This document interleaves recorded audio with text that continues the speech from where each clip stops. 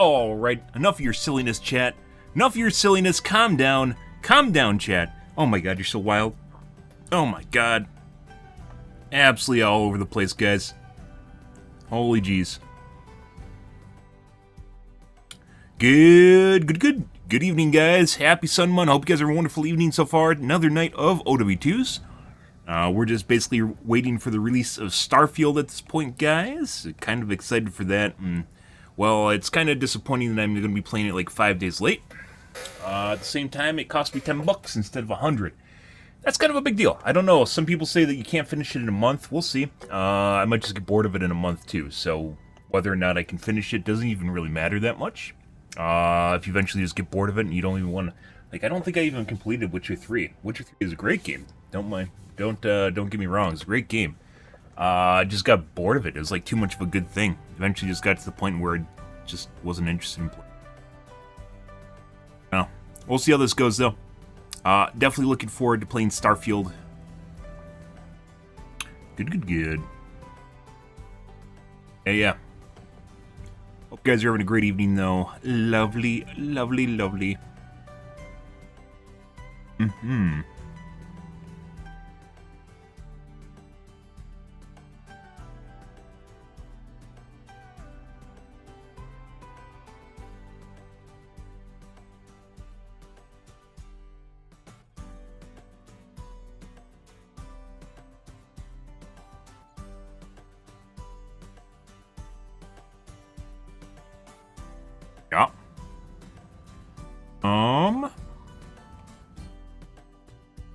Get into the doing here, guys.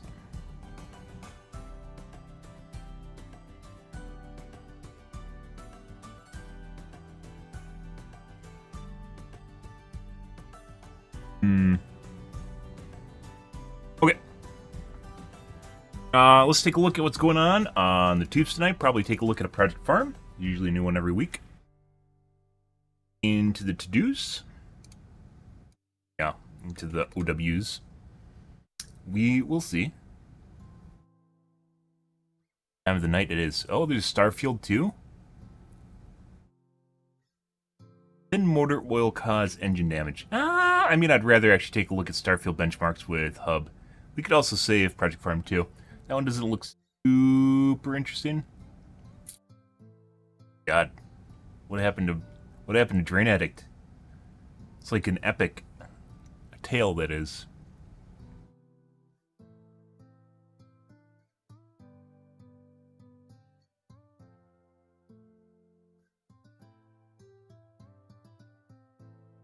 Oh, Flexible Circuit Board Factory, also pretty good. Christine.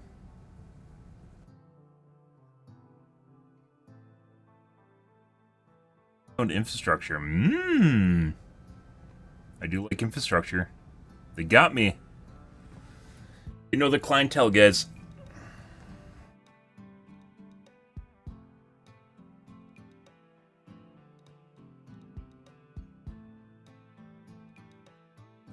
Forever days.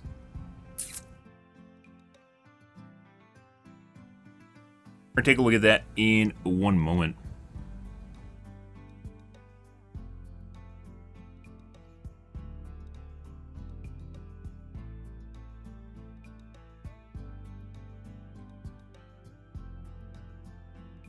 Actually in just chatting category? Good.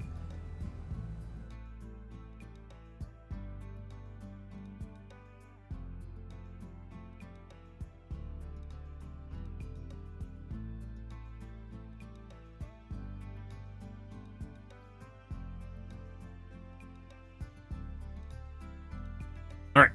I'm gonna grab my coffee, guys. One moment. You're good.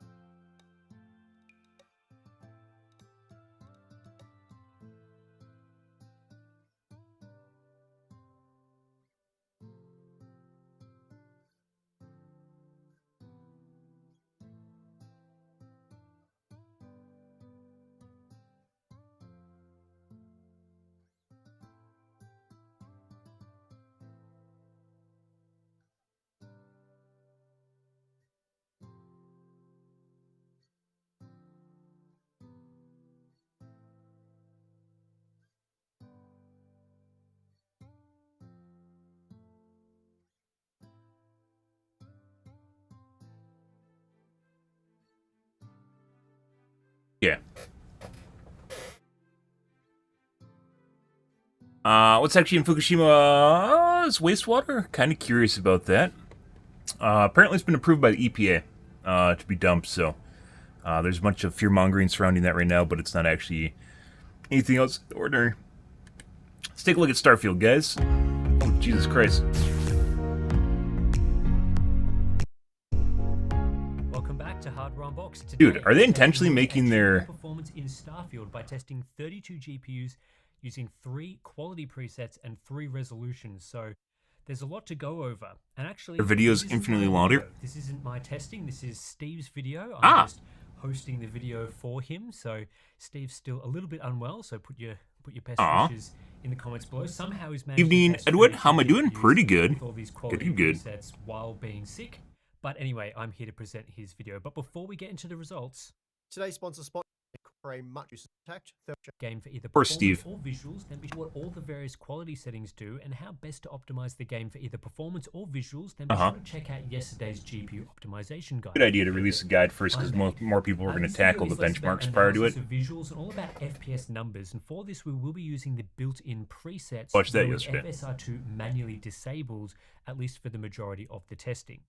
Now, the first step was to work out how we should go about testing such a vast title. There's also the DLSS mods that they're going to have to test. Oh my god, so many things to test, guys. After an hour of gameplay, we found that the forests of Jemison were the most demanding section of the game we'd come across. Initially, we did start testing in New Atlantis, which will be a great area of the game for CPU testing, but for GPU testing, the forests were more demanding.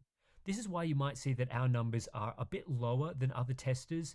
These forests are seriously demanding, and we wanted to show performance there as the baseline minimum you can achieve when poo hits the fan. Other areas of the game do perform a bit better, so as always, in addition to looking at raw FPS numbers, margins between products is a good guide. If you want to compare what you currently have to an upgrade option. Chris really doesn't do, I think that's the guy that's hosting this, doesn't really do much of this anymore. He mainly does monitors. So please note, while all of Pretty sure. enable FSR2, we've manually disabled upscaling for the bulk of our testing as we wish to show you native performance. That said, we also have some FSR2 results for you as well. The CPU for testing is the Ryzen 7 7800X3D with highly recommend. Gig of DDR5 6000 memory. Although I have a 7950X3D. The latest AMD and NVIDIA display drivers. So that means Adrenalin 23.8.2 and Game Ready 537.13. As usual, we're using Windows 11 and resizable by is enabled by default. So let's get into the data.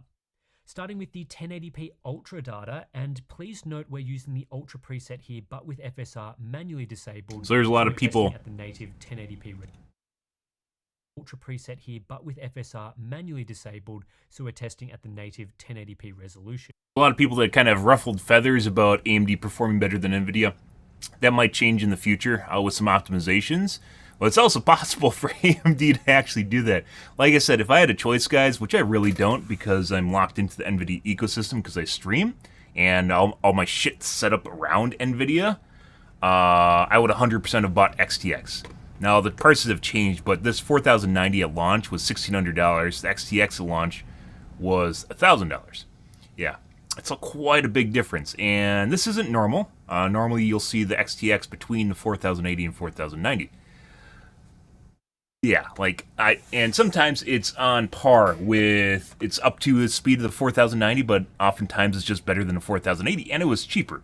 It was basically the win for the high end of this generation is XTX, in my opinion. Best bang for your buck. But once again, I was locked into the NVIDIA ecosystem, so now I have a really expensive video card. It was so hard for me to purchase it. I waited months, too, and the price didn't decrease, and I still ended up paying basically the same amount, only I paid for it later. It was so hard pulling the trigger on that. Oh. You can see that the 7900 XTX is faster than the RTX 4090, rendering 102 FPS opposed to 93 FPS. Neither GPU is particularly impressive given we're only testing at 1080p, but just 93 FPS from the 4090 is quite shocking despite being very playable. In fact, the 7900 XT was comparable with the 4090 here, making it 22% faster than the RTX 4080, which was limited to the same 72 FPS as the 6950 XT. Pretty demanding. Well, the most demanding part of the game is what they're looking at right now. Find the 6800 XT, while the 3090 Ti was good for just. Oh yeah, good. I don't think it counts it because you're from the same IP, but thanks, Cuphead. I appreciate it, dude. 6750 XT and RTX 3080 are the just load me up to all your devices. Gaming. But if you're somehow Your- okay, your with parents outside walk in the work room and and wonder FPS why it sounds like experience an in echo most chamber, and you're demanding like, areas, "Ah!" there's a range of products that will work, from the new $500 You know. RTX 4060 Ti 16GB down to the 30 FPS basically 6600 isn't playable. XT. That being Beyond said, that, you though, can surely start turn to down your reduce graphics the options too. quality.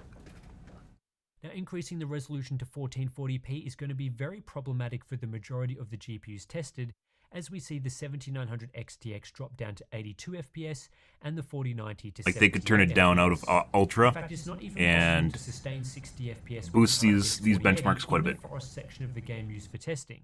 That said, the old 6950 XT is comparable with the 4080 here. For frame rates in the mid-40s, you require an RTX 3090 Ti or RTX 4070 Pretty demanding scene. Ti. Well, it's on Ultra once again. And this is once again the threshold between Ultra and High. There's almost no real benefit to running Ultra compared to High for almost all settings in pretty much any game nowadays. Like High is almost synonymous.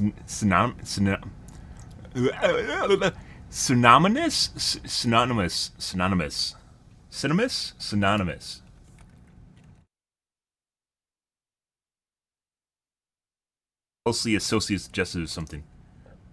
Synonymous. Synonymous. I was right. I doubted myself. It's synonymous with High.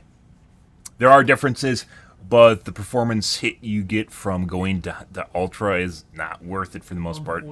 That being said, I'll probably run an Ultra. RX 6800 will work, so pretty brutal stuff here at 1440p. Oh. Meanwhile, we have GPUs like the RTX 4060 Ti 16GB. I actually really just like I kind of just want to play this game just to see how much it's dogging down certain parts of my computer. Our community right now is really kind of up in arms, like I said once again, because NVIDIA is not performing nearly as well as AMD is, and that ruffled some feathers.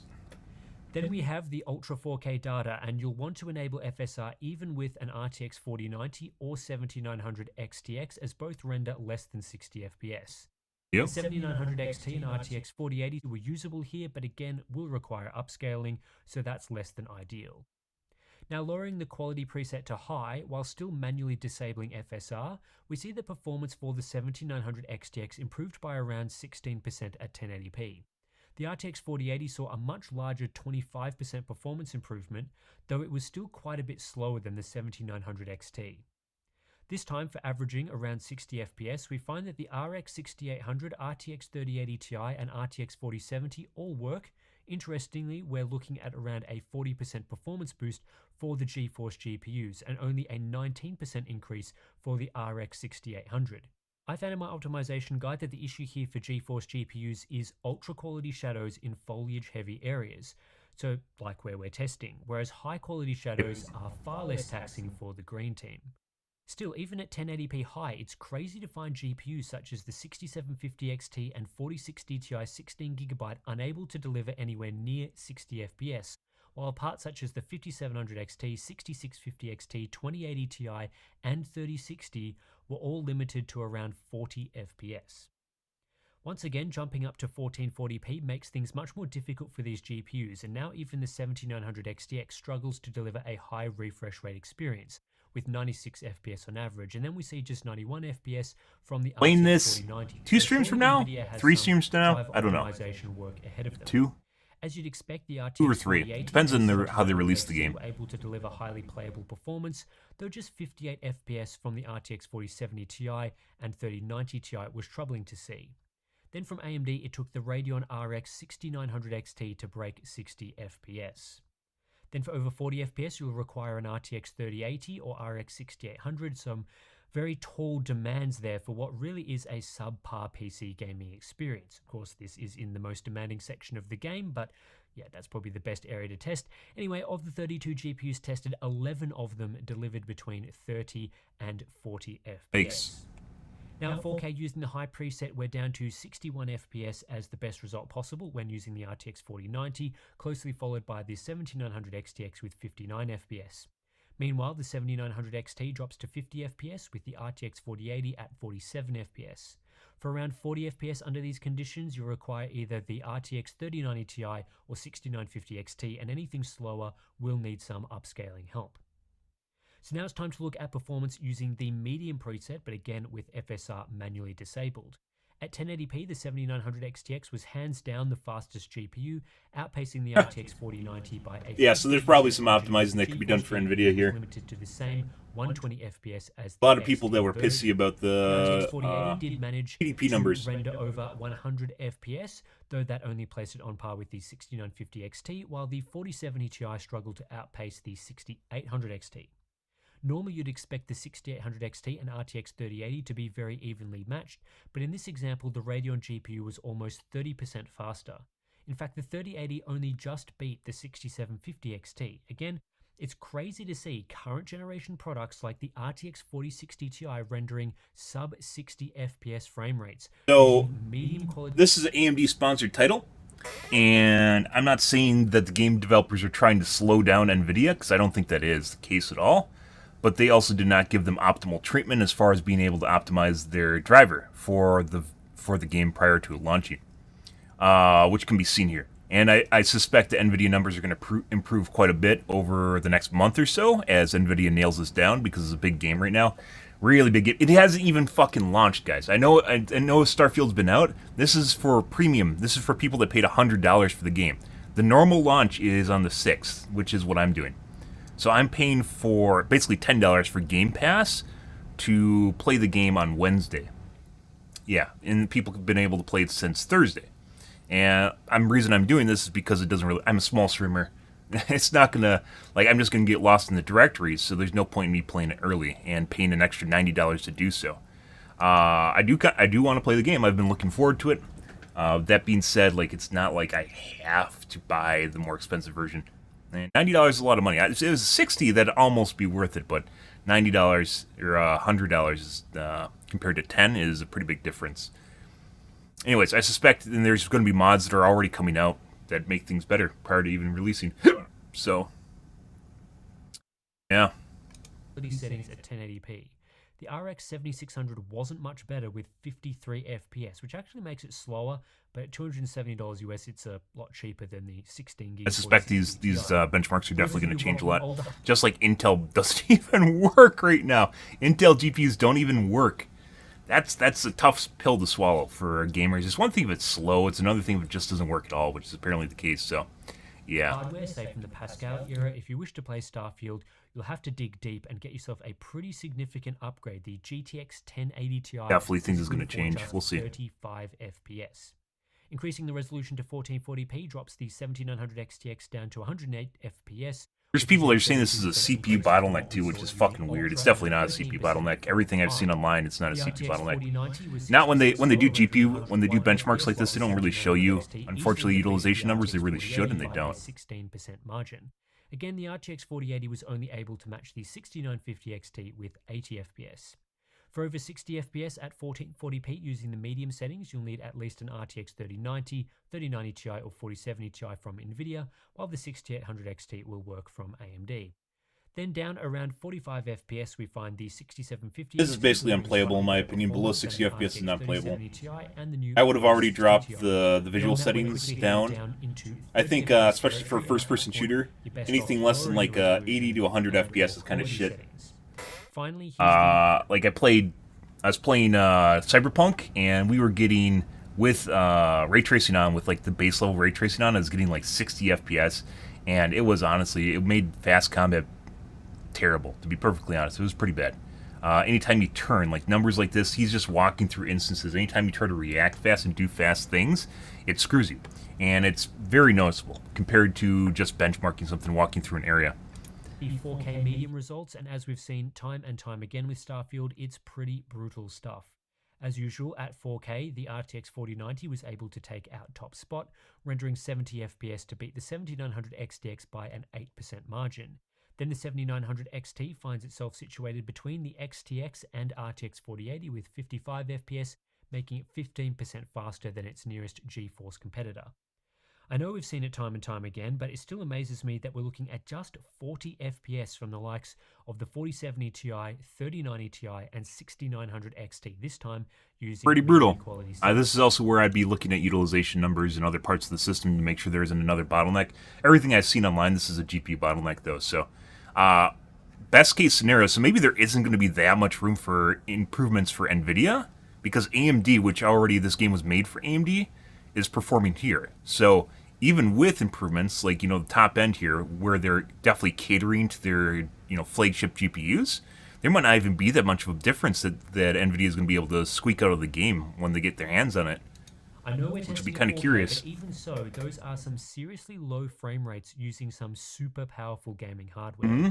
The 6800 XT averaged just 38 FPS, and yet our day one review data, which is based on 15 games using high/ultra settings at 4K, sees an average of 61 FPS from this same GPU. And I guess seeing as they can carry over a lot of the optimization tweaks from Fallout. Stable TAA. Full efficient, no mouse accel.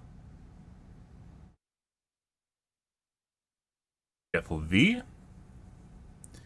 Stable VSync.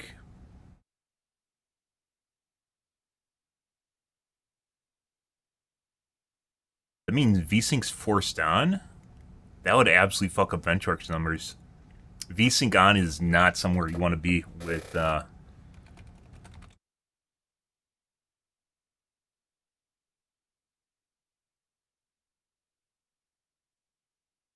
VSync absolutely ruins a lot of things. Like, if you can't maintain FPS, it makes the games absolutely unplayable.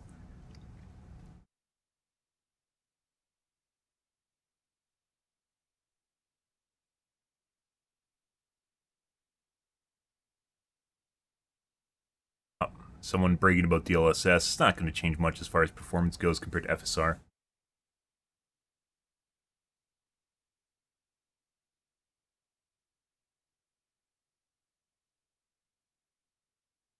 Maybe you can turn it off in the game itself.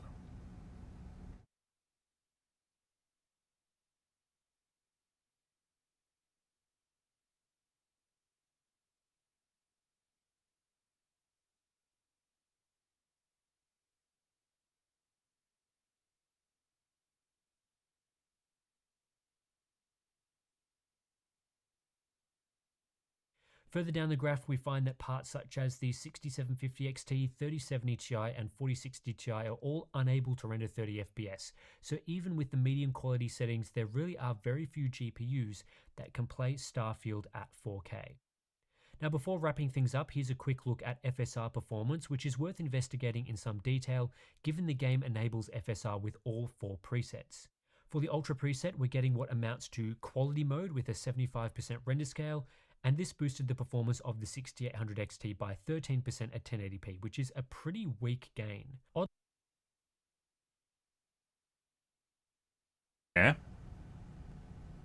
Oddly, the 7600 only saw an 8% uplift, while the RX 6600 enjoyed a 15% uplift, and although the 6500 XT saw a massive 56% uplift, it didn't really matter given how poor performance was already.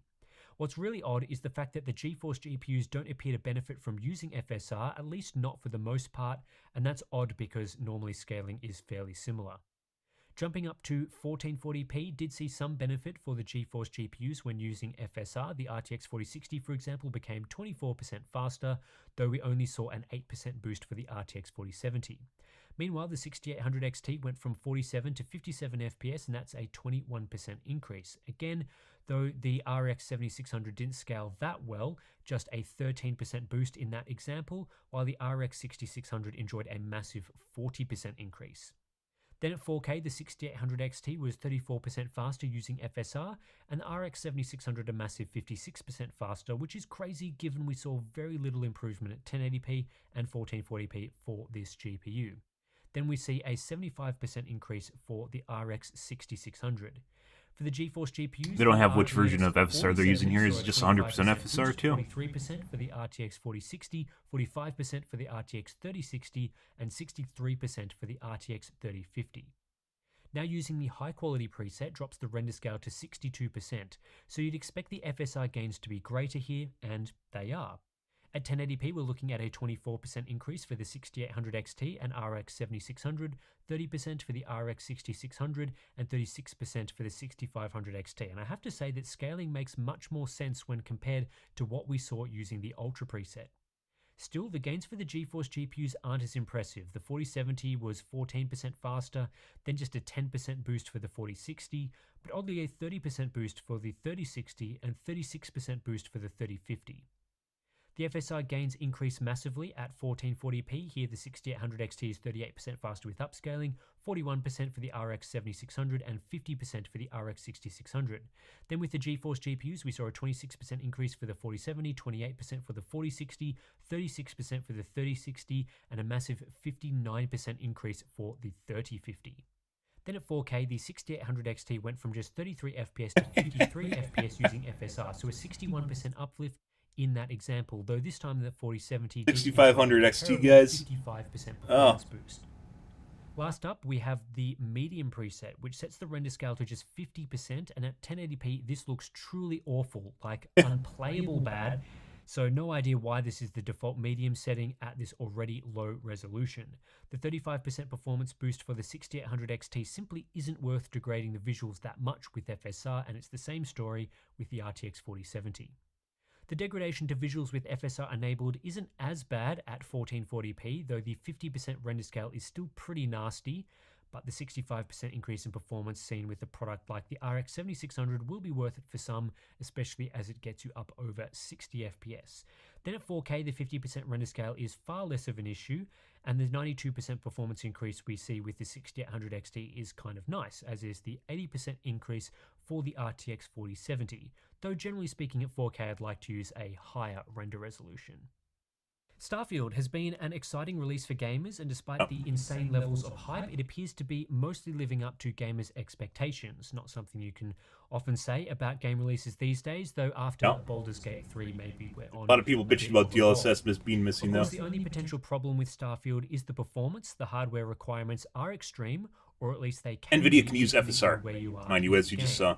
In terms of GPU performance, we believe we've tested one of the most, if not the most, demanding section of the game, though it's not entirely clear why some sections are much more demanding than others, suggesting to us that there is still quite a bit of optimization work to come. And just on that, if you are seeing some of these results and going, wow, this really is going to brutalize my GPU, just note that there are some areas of the game that do perform a little bit better. Not amazingly better, it is still a super demanding game to play.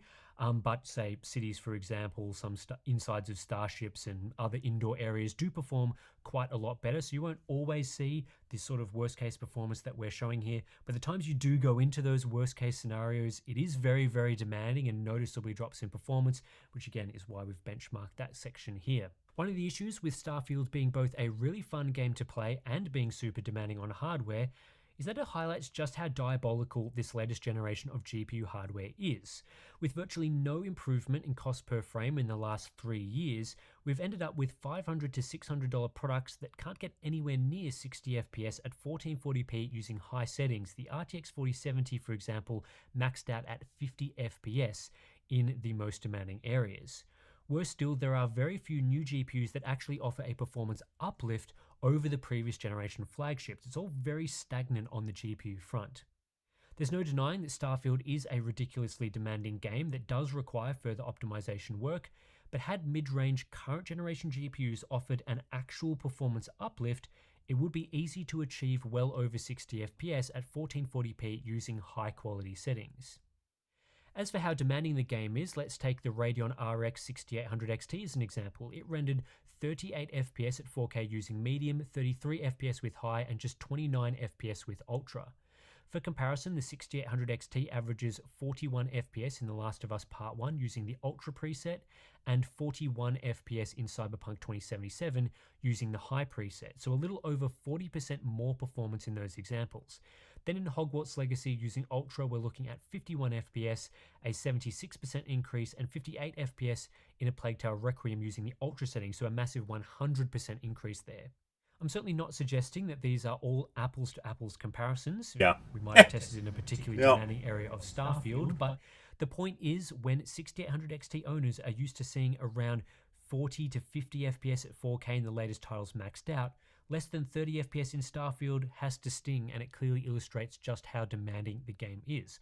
Of course, you can use upscaling in the form of FSR2, which can boost performance quite dramatically, but it's often at the cost of visuals and frankly shouldn't be used at 1080p, especially with the lower quality presets where the render scale drops to 50%.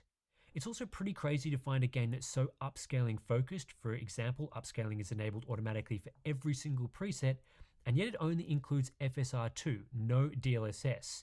You can now get a DLSS mod for the game that adds that in place of FSR2, but hopefully it does get added in officially by Bethesda in a future game update. I think it is very essential for this title. As for which GPU you should upgrade to for Starfield with a look at... I don't think it really matters that much because you can use FSR.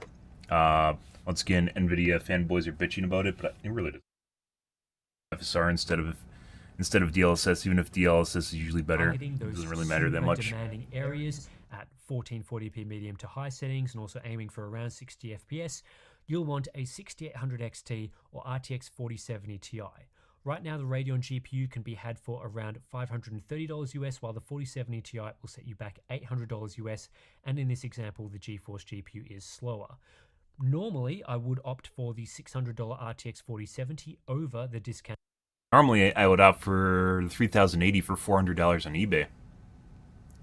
Like I said, once the markets right now, guys, as far as GPU-used hardware goes, if you get down towards the low end, so low end being less than $500, used hardware starts looking very, very palatable. I don't think they had a 3080 in there, but a 3080 is basically the equivalent of 4070, only it's cheaper. 4070 Ti, one of the two. Counted 6800 XT, but if your focus is Starfield, the older Radeon GPU does make more sense, given it's cheaper and faster.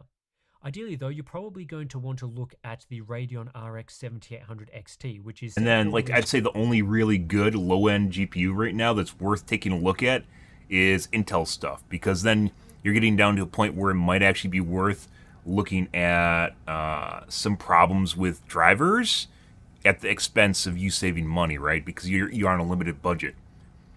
Maybe then it's actually a little bit more of an interesting prospect compared to what's like the 750 ARC compared to 3000, was it 4600 or the 3000 6600, I think is what they're comparable to.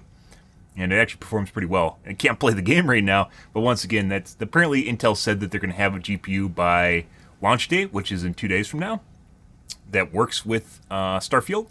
So there's that. But yeah, like it's actually, you start getting down to the low-end recommendations, Intel actually starts looking kind of good. And it's rumored to deliver 6800 XT-like performance, which is ideally, though, you're probably going to want to look at the Radeon RX 7800 XT, which is set for release next week, and it's rumored to deliver 6800 XT-like performance for $500 US. But of course, AMD being AMD, they decided not to make the 7800 XT and 7700 XT available for early Starfield benchmarks. How silly is that? What a wasted opportunity. No one is going to dedicate content to Starfield benchmarking next week. Everything will have been published by then, and we're certainly not updating this video in a week to include those Radeon GPUs, not unless there's a significant driver or game update to go along with it. In fan design, do you think it actually matters? To track the progress of Starfield over the coming months to see if performance improves, and if NVIDIA is able to catch AMD. For now, though, we are done. If you do appreciate this sort of content and the work that people like Steve puts in, even when he is sick, then please do consider supporting our Patreon and Float Plan accounts. Links to those are in the description below, or just liking the video. Also, we do have probably a few more bits of Starfield content coming up if you guys are interested. Things like looking at CPU optimization. Can the game actually run well on the minimum spec CPU? Potentially, if we can convince Steve to do some CPU benchmarking as well in the other demanding sections of the game, then please do let him know below. And yeah, that's pretty much it for this one. Thanks for watching, and I'll catch you in the next one.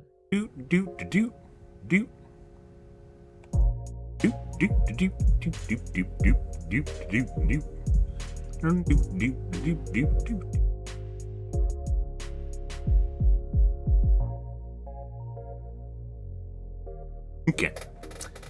Interesting. Also, it is hot as shit. We are going through, I think it was 100 today in Wisconsin in September. Yeah, 100 degrees in Wisconsin in September. And you're like, oh, well, that doesn't matter that much. You know, I live in bumfuck nowhere, and it was in Texas, and it was 50 degrees today. Yeah, okay. Anyways, it's 100 degrees in Wisconsin today, and that's pretty fucking hot for this time of the year. What is historical Wisconsin historical temperatures?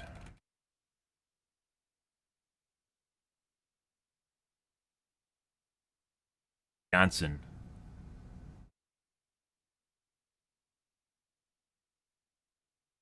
Madison. 8. Evening, Fat. Hope you're having a good evening. Good.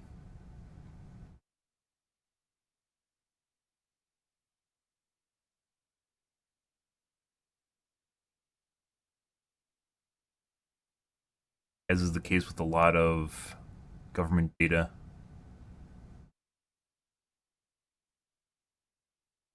Observed high average. 8.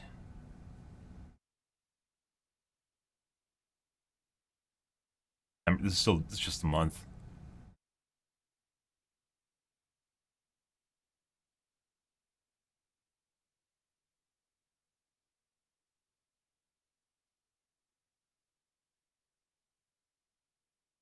Good.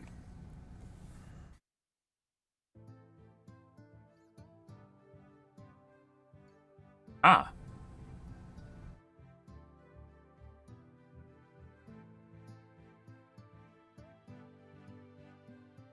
Modeled.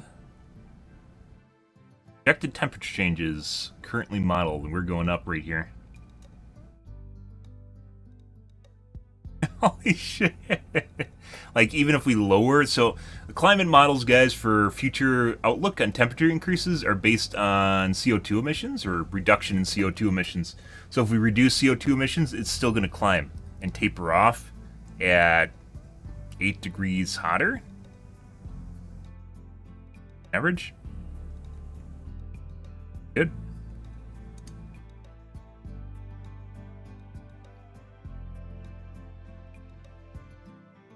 Five-year period, and you can see it climbing now. Industrial Revolution period.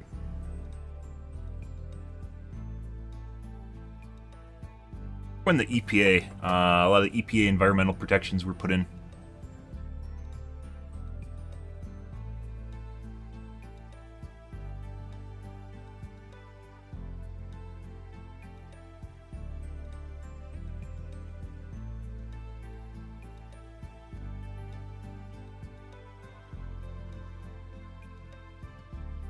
Industrial Revolution, this is also a World War II, is 1942, right?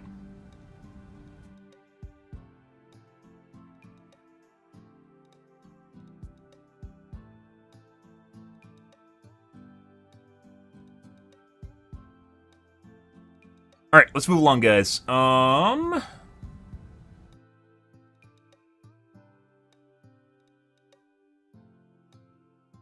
what time is it? Let's take a quick look at a B1M, guys, and we're going to move along here.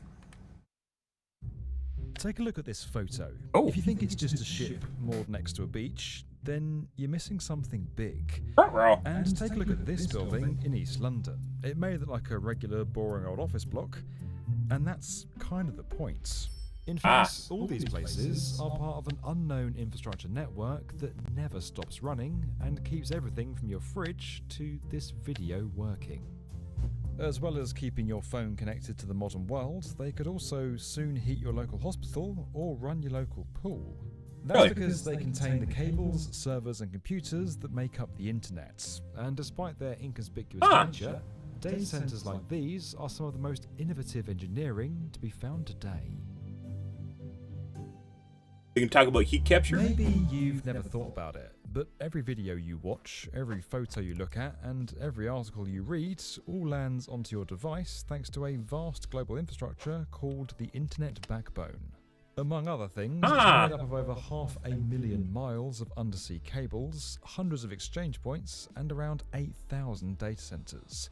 This enables the data for this video to be requested anywhere on Earth and sent near the speed of light to your phone, tablet, or laptop. What is she watching? Data centers can be used for general internet traffic or for specific uses. like this one used to host Microsoft Cloud services. It's one of more than 300 that Microsoft runs across 140 countries. Constructing Microsoft data centers is a massive undertaking that can run up to 5 years from conception to launch. It begins with a comprehensive assessment which looks at a lot of stuff is hosted off AWS, guys, which is the Amazon Web Servers. However, Microsoft and Google both have large amounts of infrastructure. Microsoft has Azure, I believe it is. And security measures, all of which engages a diverse workforce. These projects generate 300 to 400 jobs annually, covering electricians, plumbers, carpenters, steelworkers, and more, with millions of work hours devoted to each building. Microsoft also prioritizes reducing greenhouse gas emissions during construction, cutting concrete and steel embodied carbon by 30 to 60% by exploring low-carbon materials. After completing the physical infrastructure, engineering teams integrate essential hardware and software, enabling the Microsoft Cloud to run efficiently. Each of these sites is built around the needs of these. This is where the internet lives. A single rack of these blade servers can store several petabytes of data. When you look at a data center, you will see like rows petabytes and rows and rows of these servers. And each server basically runs anywhere from 7 kilowatts up to 48 kilowatts of power consumption. So they're really high performance compute with millions of data bits that come in and out of those servers at a time. To keep all that happening, they need to be powered, cooled, connected to the outside world, and kept safe. That's no small task for the teams responsible for designing and constructing them. Safety is a critical issue here, because if the internet backbone goes down, then the internet goes down. Like in 2008, when Egypt suffered a near total loss of internet after a submarine cable was cut in the Mediterranean Sea. Because they only have a handful of connections. He's not really explaining this. I guess this is for his channel, which is based around infrastructure. But most of the internet is redundant. There's a lot of different ways to connect each other. The most fragile parts of the internet right now are basically what he's describing, which are underwater cables, and particularly some areas of the world only have like one, which is the case with Egypt, I'm pretty sure. They didn't have any really over land, but there's a lot more redundancies now, so that's probably not going to happen again, but maybe it will. Yeah. But there's some, like if you look at like, let's see, like,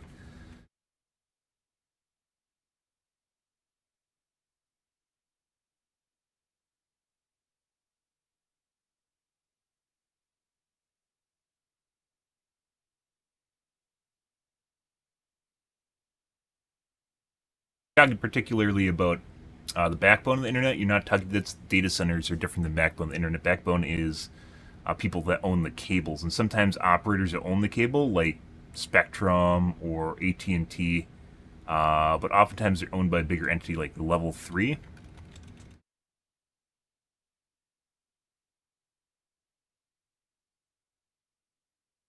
There's only a handful, like when it goes across the ocean, there's only a handful of different routes that it goes through. There's a lot more redundant routes than there used to be, but like these are like really big fiber cables. So lots of throughput. You can see inside of the countries there's actually a lot more redundancy, but outside the countries there's only a handful of lines going through there. Yeah.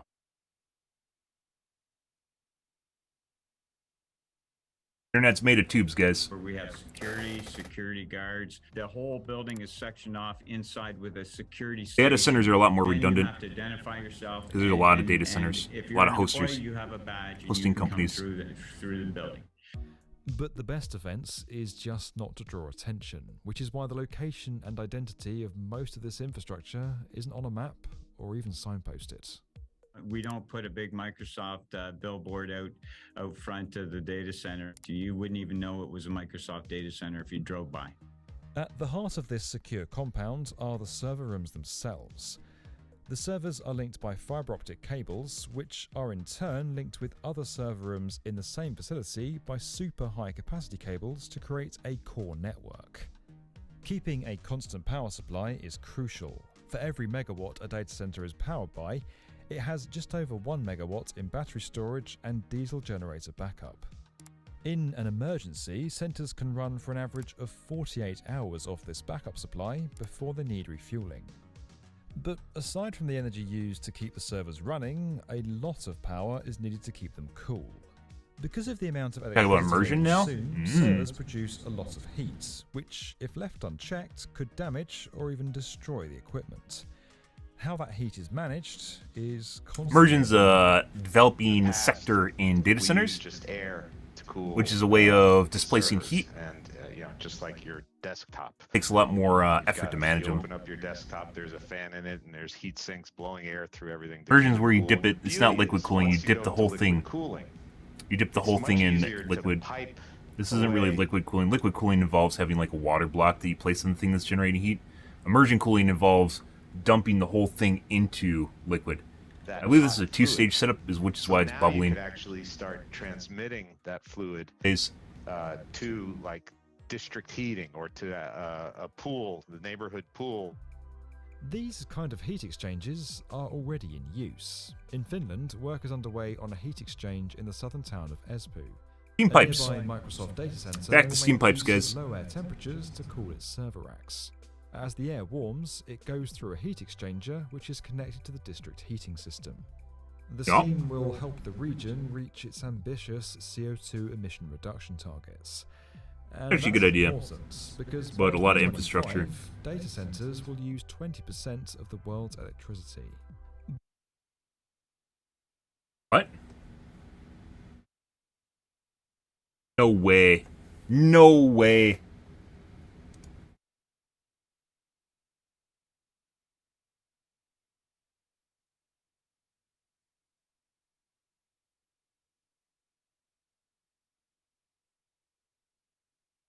One % of global energy consumption.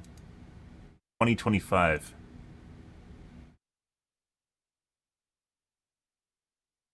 No way. Where did they get their data from?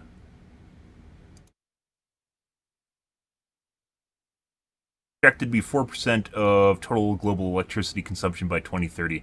Industry uses a shitload of electricity, guys. Like, if you're talking about industry itself, like smelting, for instance, any sort of big metalworking of any kind, that uses a boatload of energy. Yeah, 4% by 2030. 3% today.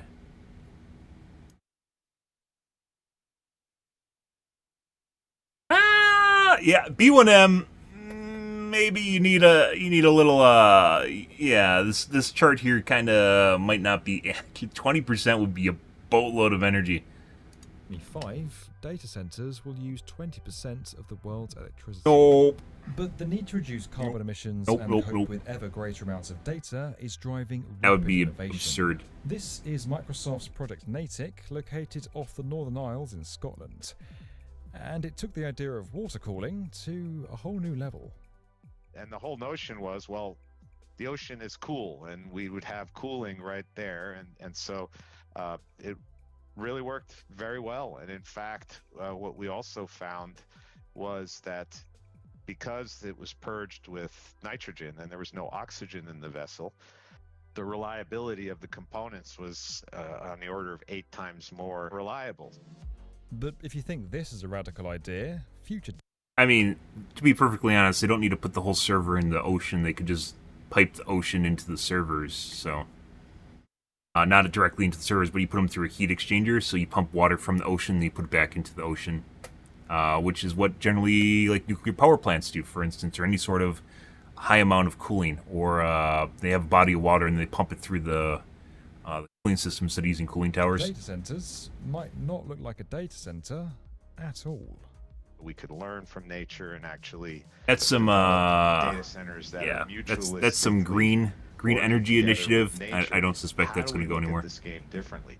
How do we make the data center disappear?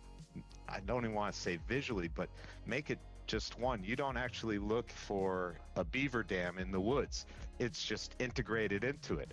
How does it? Yeah, that sounds good to someone in an office somewhere like this guy, but one with what's around it, and it's actually no. Instead, you're going to get a data center by an ocean. As opposed to consuming oxygen, it creates water as opposed to consuming water. This project near Amsterdam is going to be integrated into the local ecosystem. Forests and wetland are going to be planted around the centre, which will boost biodiversity, as well as creating greater storm resilience in the area. Okay. So, next time you're on a sunny beach holiday, or walking past a beaver dam, you never know, you could be just the other side of some of the most pioneering engineering this planet has ever seen. This video was sponsored by Microsoft. You can learn more about that at the link below. There's also the chance to dive deeper on this and other topics on our channel over on the World's Best Construction Podcast, available now. This isn't because I actually kind of know what they're talking about. This kind of is little simplification. It's for their channel though, so you know, whatever. Make sure you subscribe to the B1M. And that's a series of tubes. It kind of is.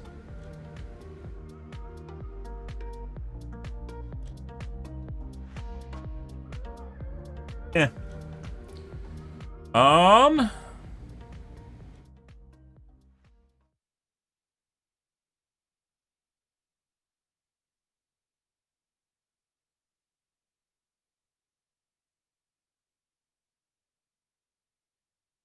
lucky enough to work in several UK data centers. What always strikes me is how few people there are in them. Yep, data center age, guys.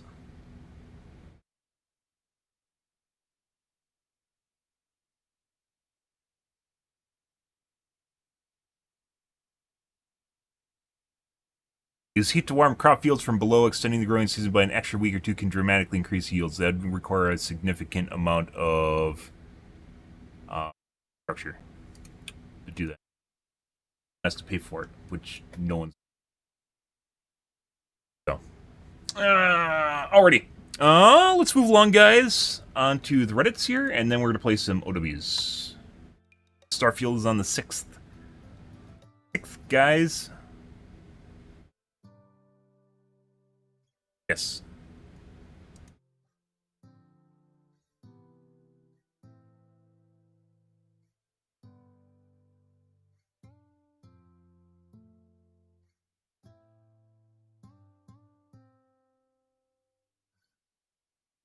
The reason I bought Forest Spirit Orisa's skin was because they had a custom Javelin. A few months later now, they reverted back to a basic reskin. Sometimes it gets broken. Yeah, it's probably broken. They need to fix it. Sometimes it happens unintentionally.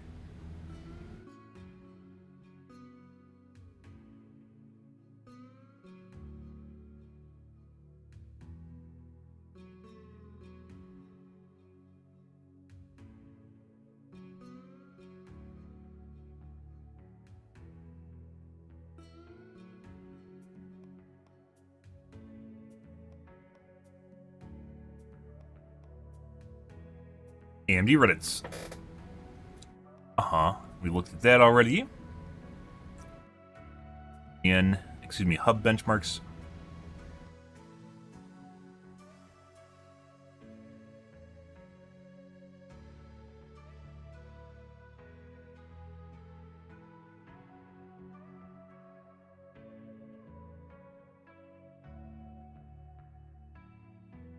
Starfield PC bench performance, how much GPU do you need? A lot of GPU, apparently.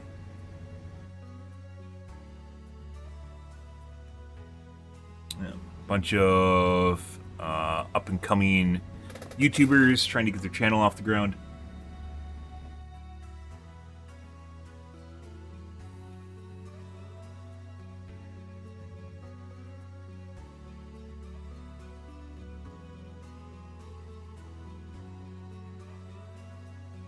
Best way of testing PBO on a light load, Core Cycler or OCCPT?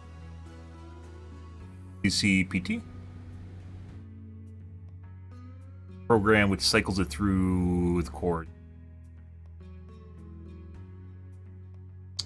Okay. DVD Reddits. It is hot as shit right now, guys. It is getting muggy too, even though it is literally 3 in the morning. Yeah. It's supposed to rain its eyeballs out on Wednesday.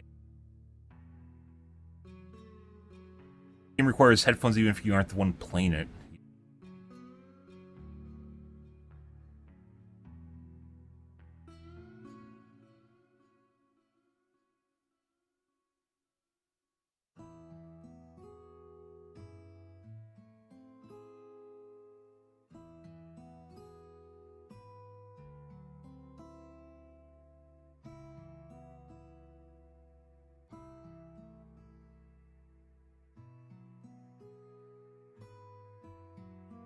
Spirit has no counterplay survivors with ears because she has sounds when she's in her form.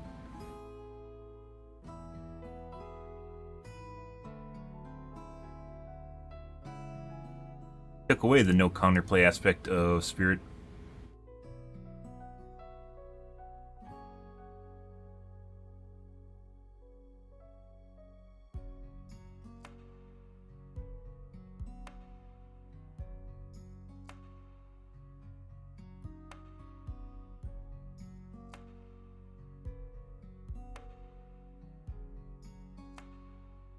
Survivors complaining about killers still. What's the next killer they gotta chop down?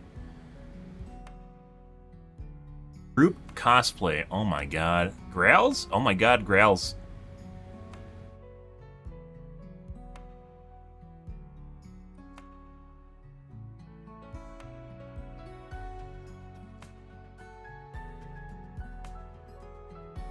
Good.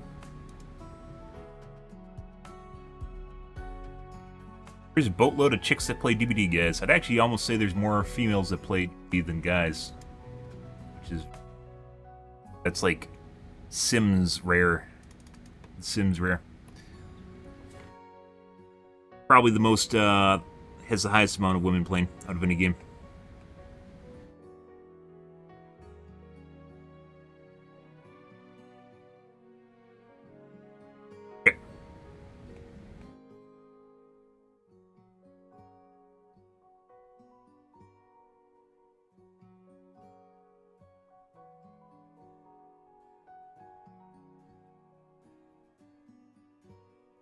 Alrighty, guys, we're gonna move on to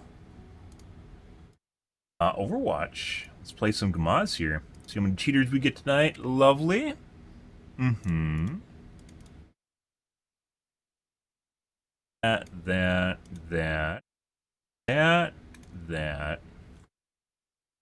This.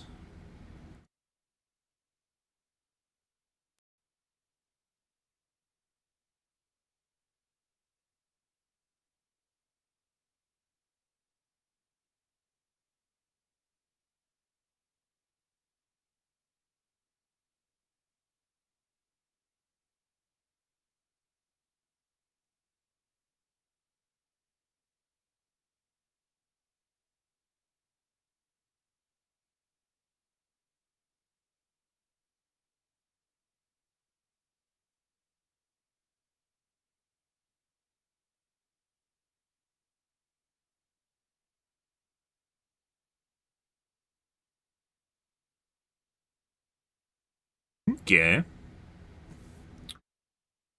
Alrighty, guys.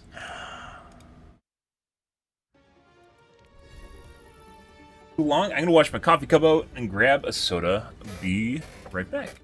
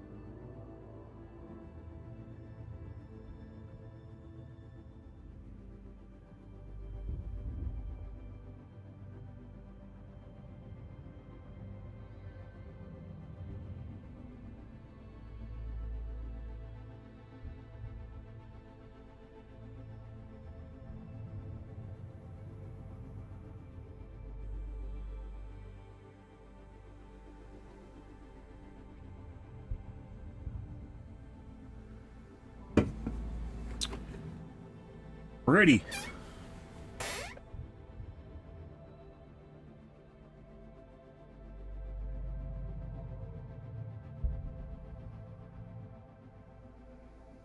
Off to the races, guys.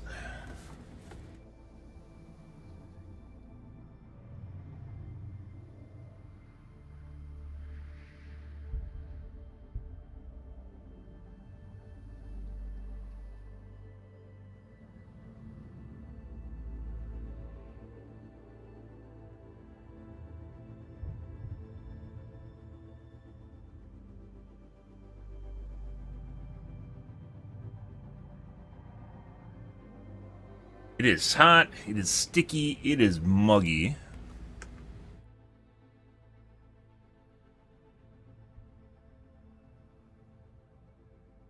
Under degrees in September.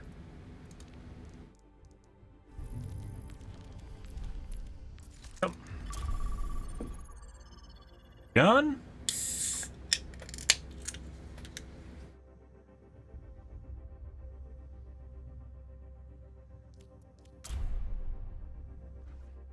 Ready.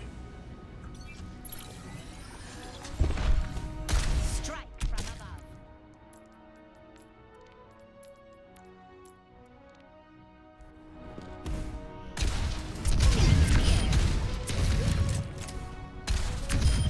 Swish. En route.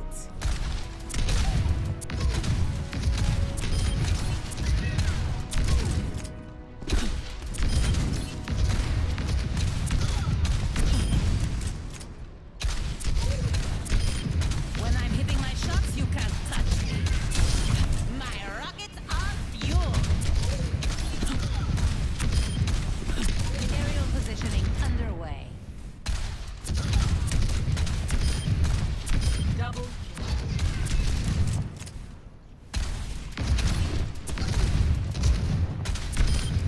Let's see what we got this time. Double.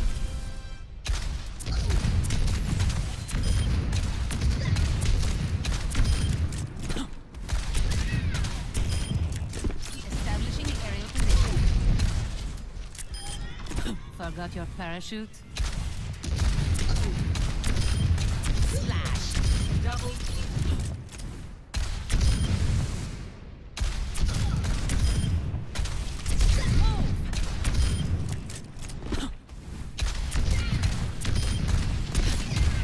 Double. There we go, that's better. Triple kill. Multiple hits confirmed. Float like a jet. That's better, guys. Okay. Barista! Actually, Havana. Alrighty!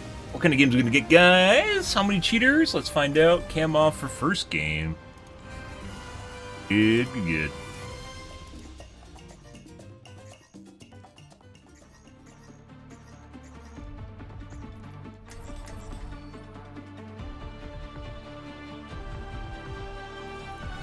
Let's see. Strike from above.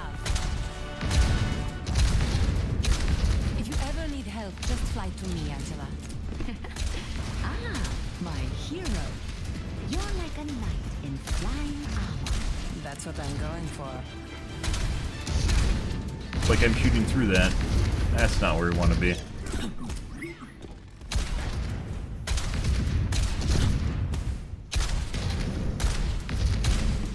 These phenomena bear further investigation.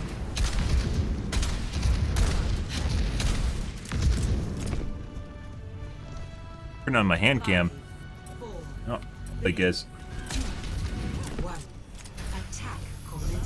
Aerial positioning underway. Escort. Enemy over here.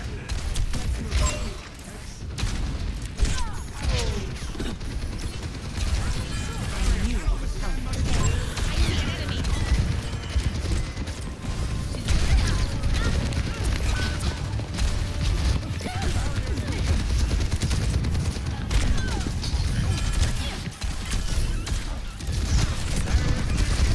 Enemy here.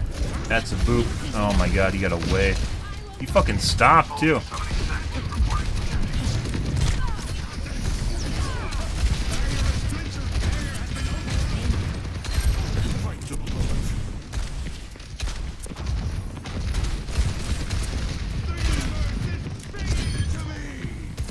We both did.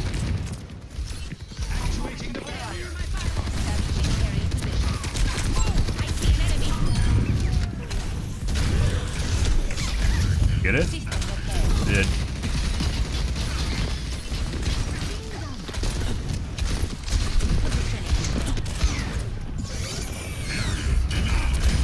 Sure, no one on the cart? No way.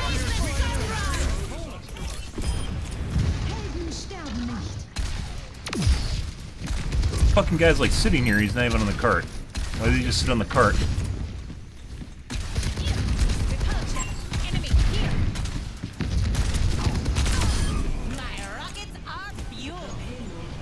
Okay. Why does it seem like there's like more HDR effects than normal in the game? Like if you look at the halos on the windows, shouldn't be any HDR effects. I don't stay down.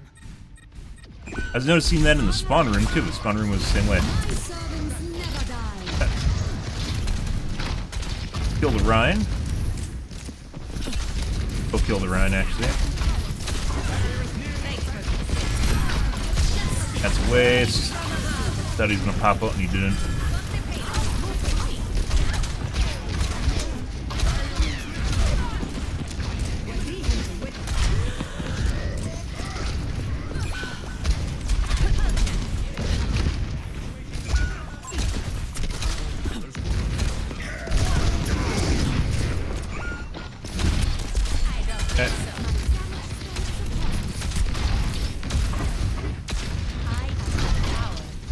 Could've killed him earlier.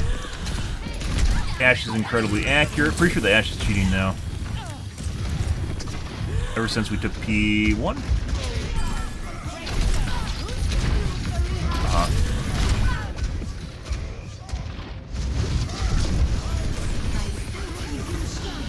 Once you toggle. No.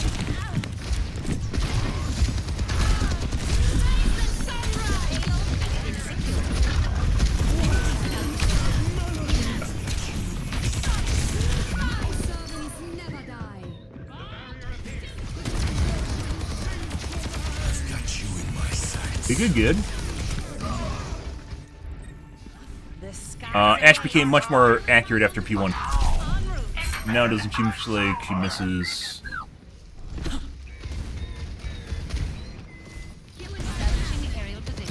A lot less.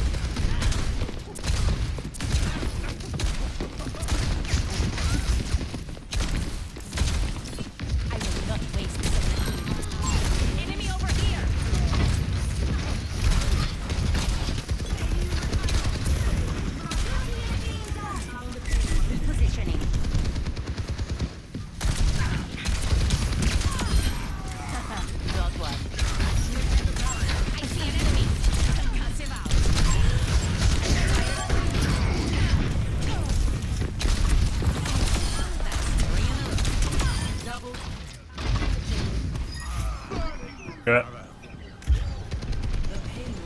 Oh, good. Jesus Christ.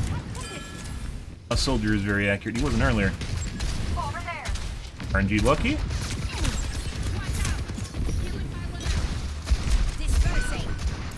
Yes.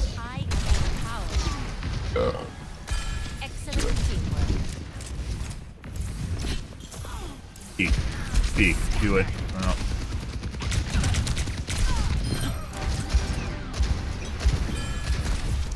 Aerial positioning underway.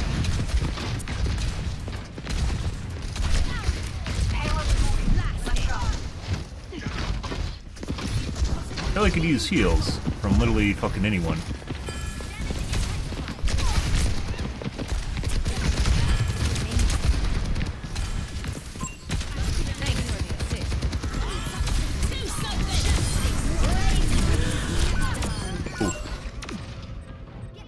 Res.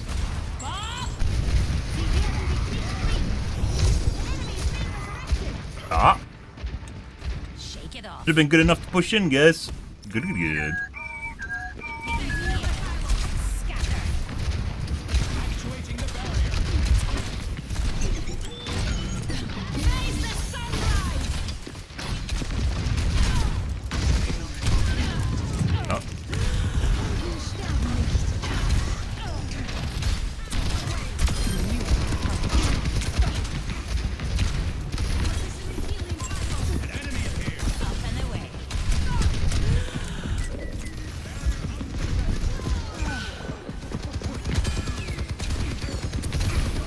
Our tank.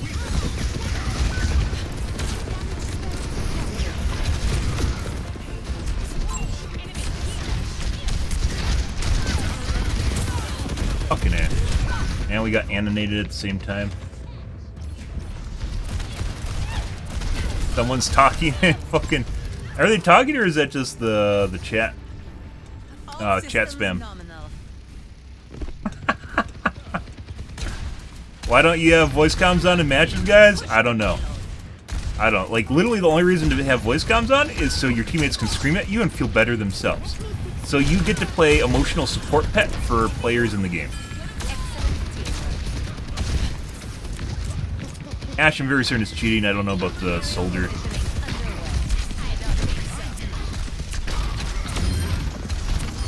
Rez. Back.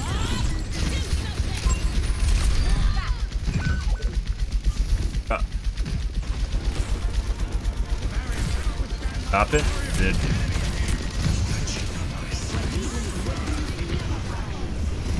Hey, buddy. I could have eaten back into the room, probably been fine. I thought his visor was done. Take a look at Soldier. We're gonna report the Ash at the end of the match.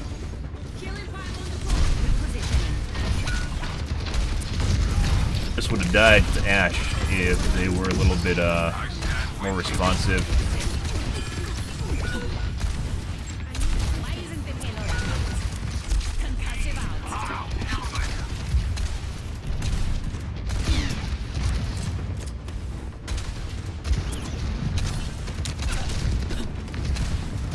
Waiting for teammates again. Applying pressure. The fucking Bastion ran out.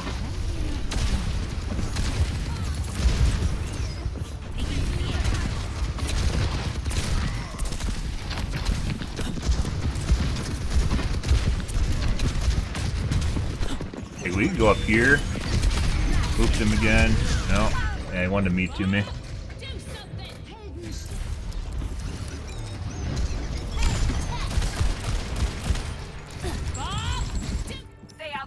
Returning to battle. 60 seconds remaining. Positioning healing pylon. I got him last time, so he had to get me good when I did it again. He's baiting it out. I was actually thinking about going up and hitting Q. I probably should have, because it would have killed him. And then we could have macroed Mercy so she couldn't res, which would have been a better place to be.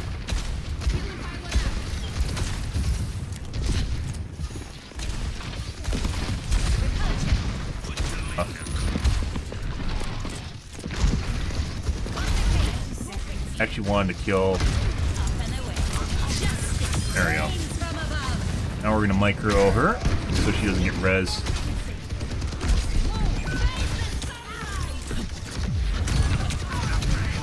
Teammates need to push in while I'm doing this. She can't be res anymore.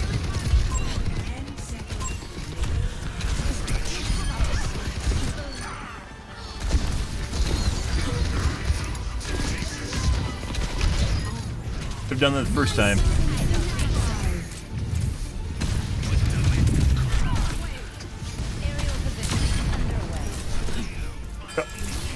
Should have done it the first time. That's really what I was thinking about doing, and then I didn't do it. Should have just went up there and insta-gibbed the Ash, so she can't aimbot me. Good shit. And it's assuming you do it before they can react, they can't just pop you backwards. Dude just goes Caparama! Yeah, whatever, dude. And he's got boop done.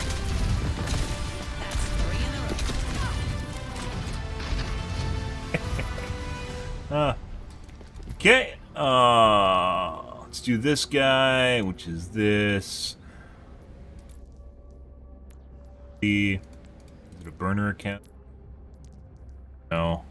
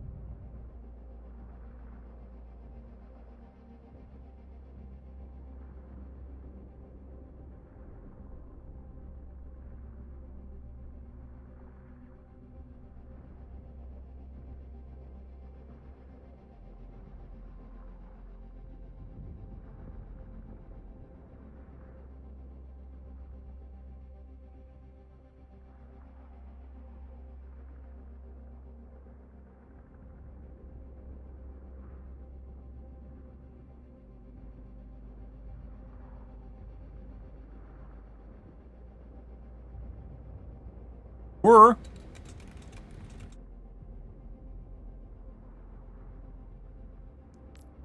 alright, let's look at our soldier friend. Soldier didn't seem like he was doing really much of anything up until P2 to P3. When they're at the bridge area. Guy. Guy's aim is very stuttery. He had jiggling going like this, which is usually a sign of an aimbot. Thanks.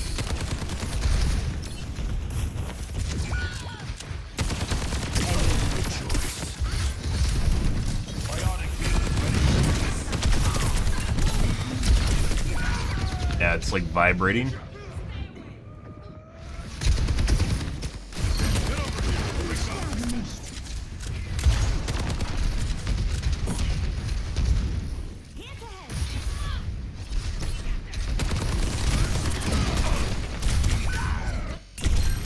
Fast forward a bit.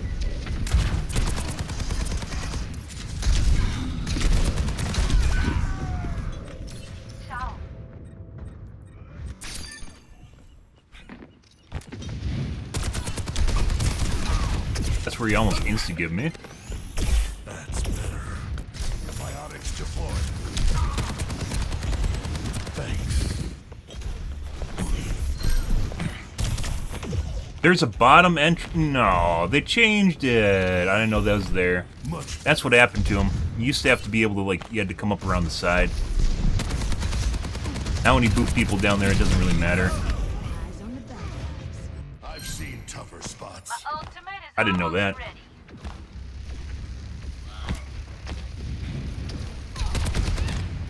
This guy's aim is literally vibrating. Even when he turns, it's going like fucking like this. Well, we should have been able to push in. Got 2 picks there.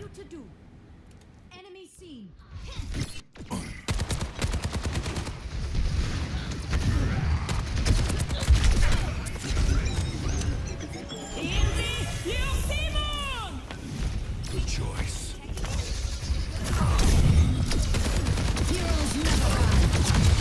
Not very good. Depending on how his aimbot is set up, though, you might not have the accuracy to actually get close enough to use it, which is kind of funny.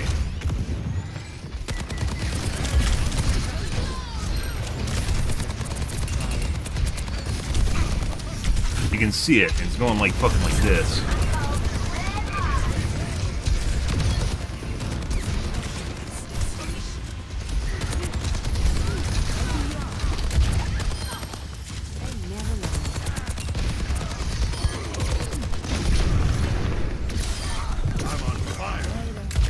But the fact that he's just not very good is not making this easier.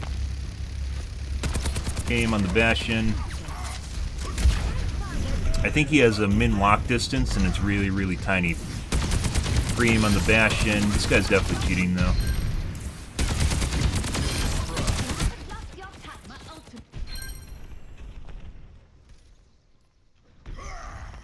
This guy's aim is absolutely jacked.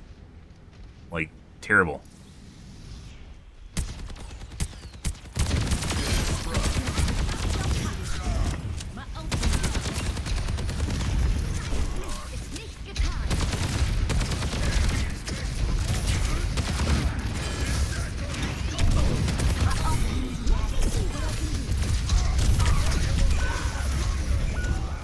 Like, there's no way organically to replicate the vibrating nature of his aim. It has to be an aimbot.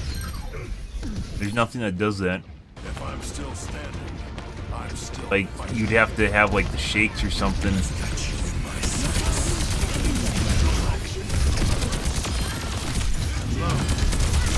Even then, like when he looks around, it's like fucking like this. Yeah, enough of that. That's really weird. So he was cheating, but not good at all. Which is this guy? Bastion for 6 seconds. Okay.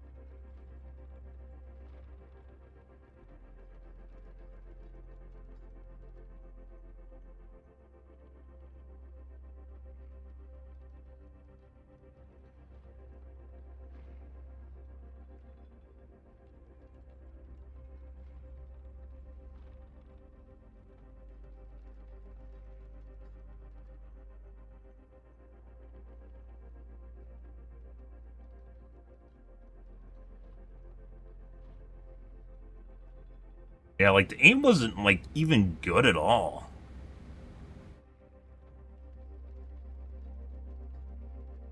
Like, I was, like, kind of debating on not reporting him up until he was looking at the Bastion through the wall.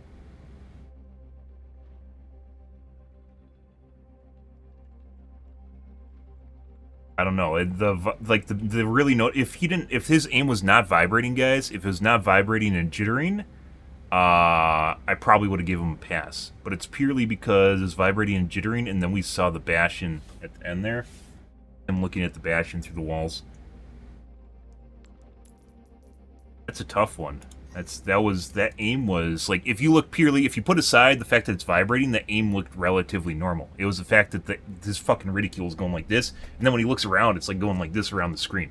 Like, there's nothing that does it. There's no way he could aim properly if, like, it wasn't doing it for him.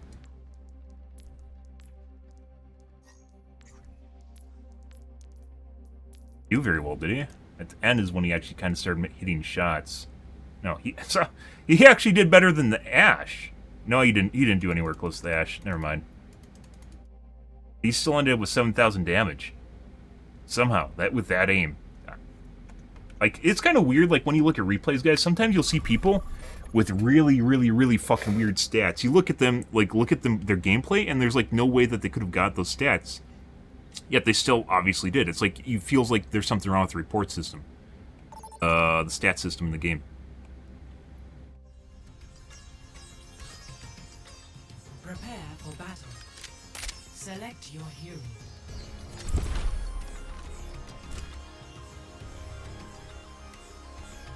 Very weird. Like, I was actually just about ready to go, you know, I didn't know, like, the aim-wise didn't even look... The behavior of his cursor it's not normal. Strike from above. You're still hiding. When are you coming back for good? I'm trying, Fariha. Please be patient. I've been patient for years. What's a little while longer?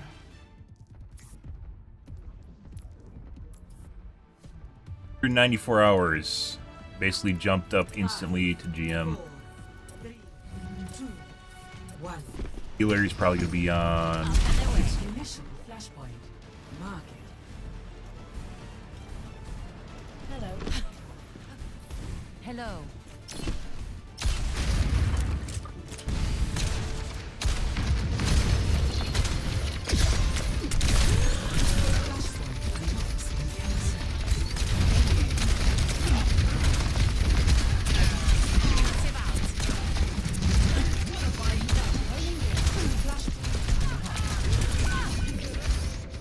Good. A Newport, and also Cam. Any World of Warcraft? Nope. I do play World of Warcraft with every expansion launch. But we're between cycles right now. So, like, when Dragonflight launched, we played it for a month. It's pretty good. I generally don't play World of Warcraft expansions a lot.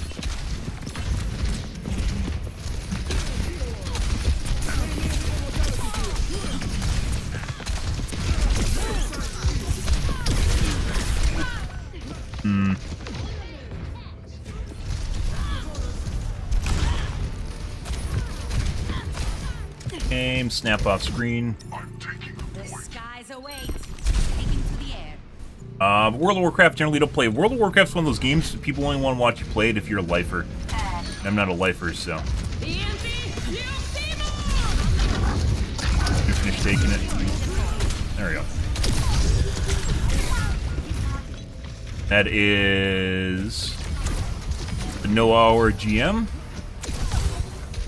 Snap off screen.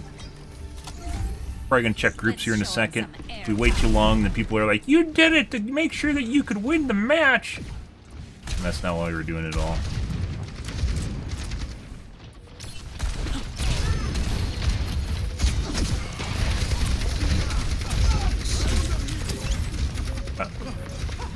Well,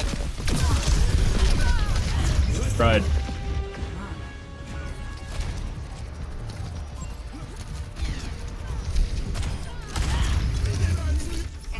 Good. Let's check groups.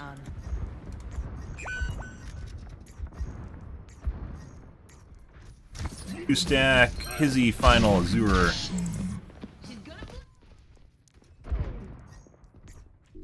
Mention of that.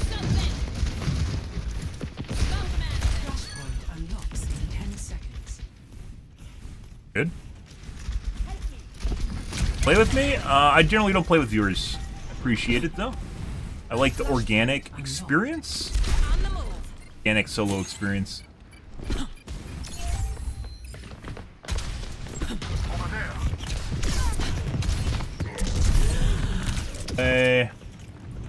That Alari is incredibly accurate. Where the fuck is our tank going? Shit. Almost got her. Actually, there's no water on this side.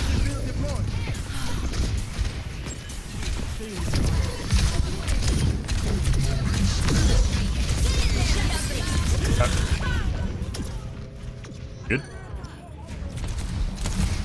Dang it! Gosh dang it! I know.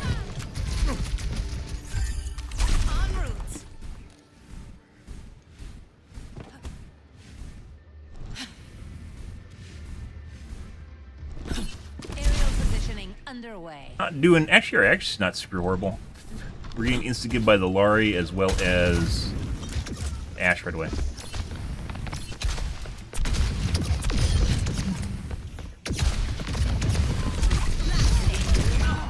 And 2-tap.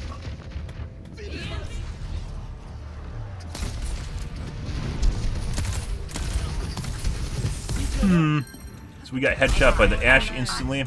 Ash is definitely cheating. Not sure about the other two. Games in a nutshell.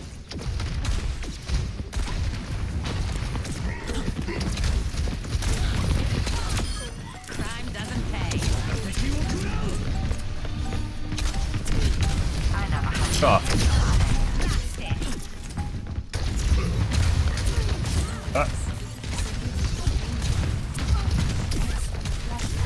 Ash or Alari is still 100% accurate.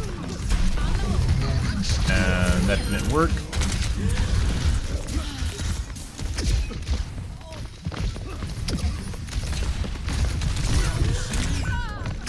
Got popped in the air and insta-gived again.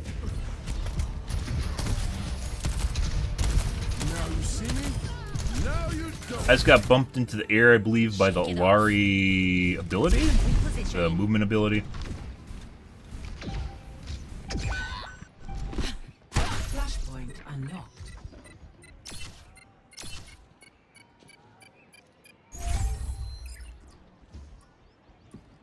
Soldier 76 reporting for duty.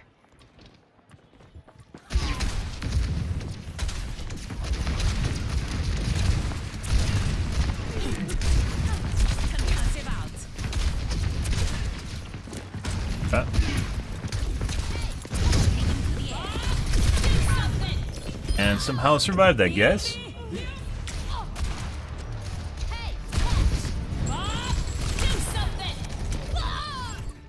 Tiny bit of HP at the end there.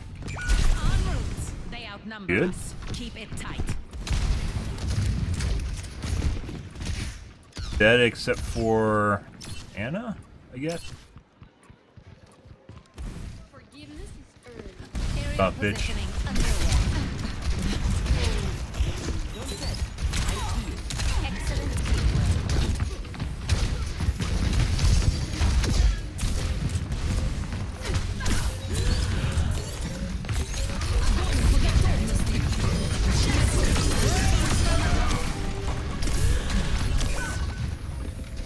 One in. Notice how they can't fucking hit me when the center points on my chest and head are not exposed, despite that guy being incredibly accurate. Yeah, that's usually a pretty good indicator the guy's cheating. Again, despite a good swath of my model being exposed there, he couldn't shoot me. Flashpoint unlocks in 10 seconds. Taking off. Fuck off, Diva. Flashpoint unlocked. But she's split from team. We should definitely kill her right now. That's 3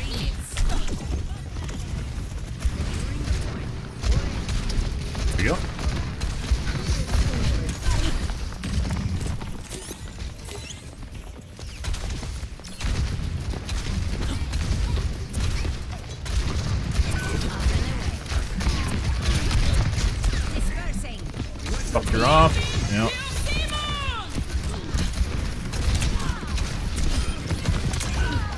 And headshot. Not a headshot, body shot.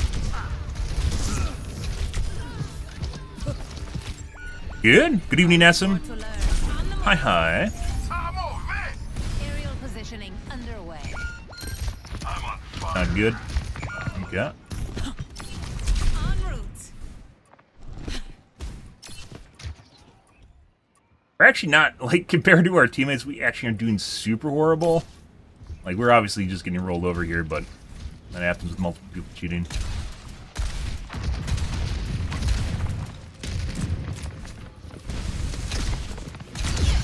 We're gonna take a look at the map at the end here.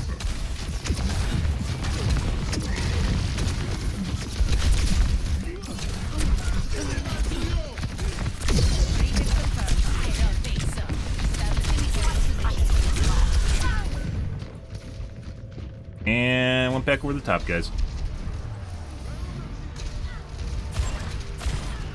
Absolutely horrid positioning. Doesn't matter though. Positioning.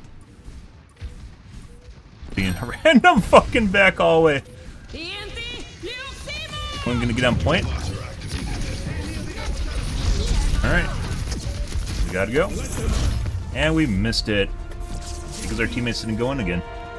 Alright, so multiple people in this match are cheating. We're gonna report the Ash, the Lari, and we're gonna look at the Baptiste.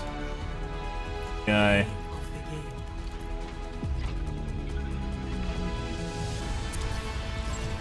Face the sunrise.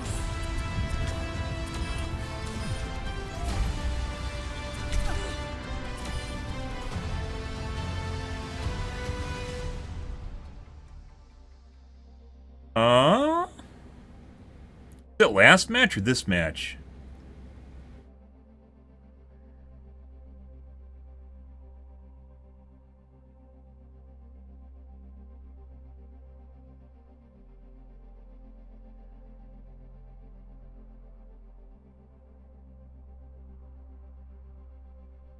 Not that poor positioning is important. The only reason I mentioned it is particularly because good players have good positioning, usually. It goes practicing to get good at aiming. Juxtaposition.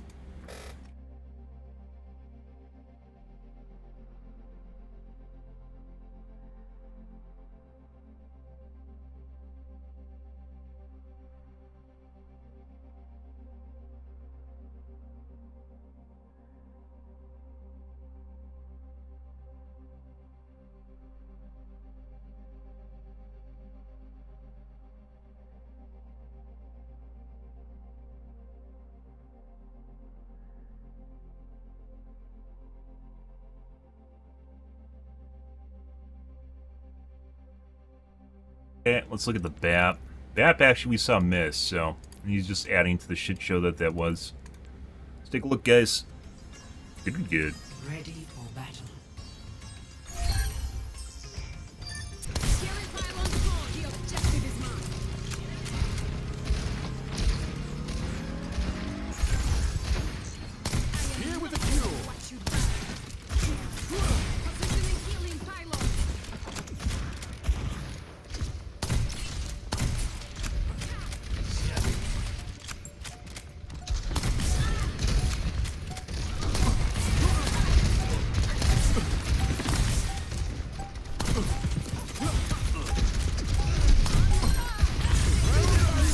No one went in.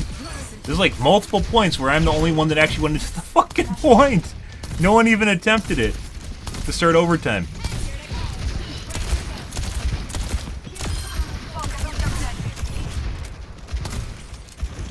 Tried to shoot the piggy through the car.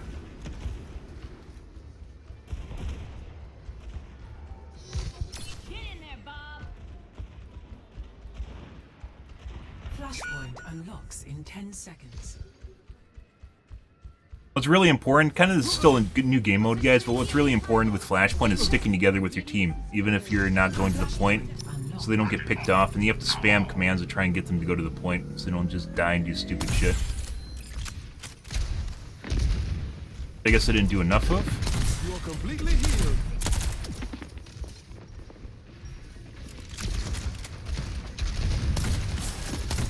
Possible pre-aim.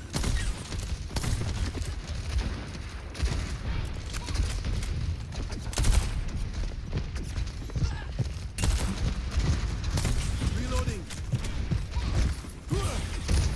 Immortality field deployed. I went in with the tank, just how the tank was in there.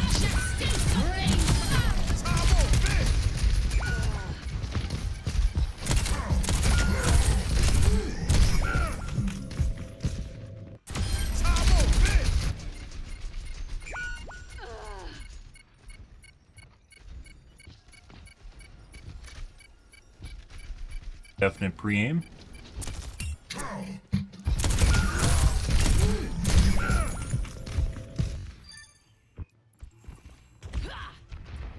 A piggy is very large and makes a lot of noise. Complete recovery.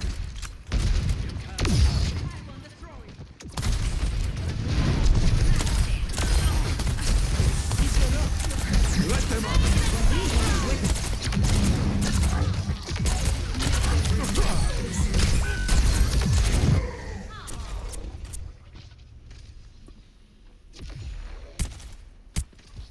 Make them You're in no condition to fight. She's gonna blow.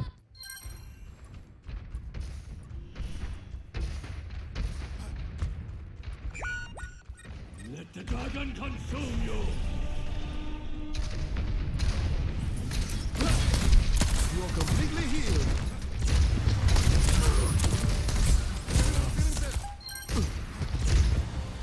Looks like he's actually trying to. We can't fucking see shit right now.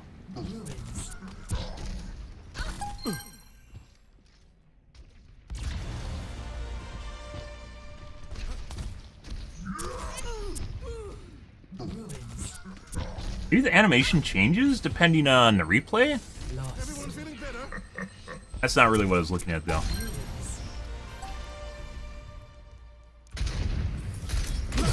Like he was trying to, yeah. So he was trying to, like, he was going to snap to me, and the moment I went behind the wall, his aim stopped moving towards me, which is not instantaneous. Like, instantaneous reaction time is not something people do. Like, if I go behind a wall, this guy's going to still try and snap to me to shoot me, right? What you'll see is the moment once again, my point of my body goes behind the wall, his aim drops off. Like right now. You are completely Yeah, healed. it just stops. I go behind the wall, it just stops coming after me. You are completely healed.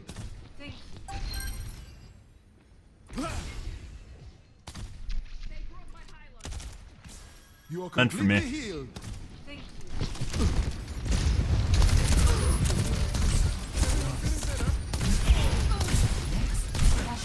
We're taking that objective. Get in there.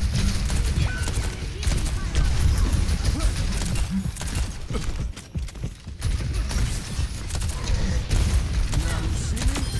Now you don't. Doctor's orders.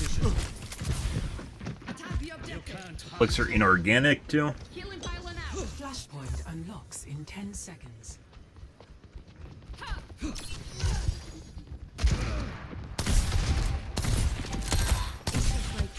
Flashpoint unlocked.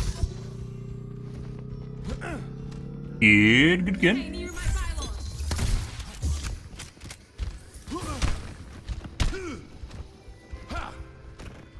Crush the enemy.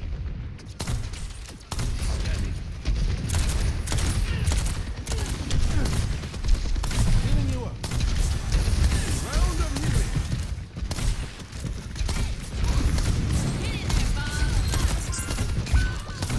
Face the sunrise.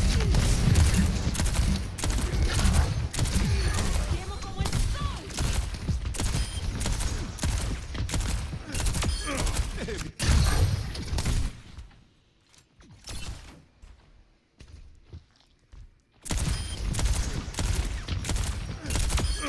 Eh bien, vous semblez avoir besoin de longer corps. Oh.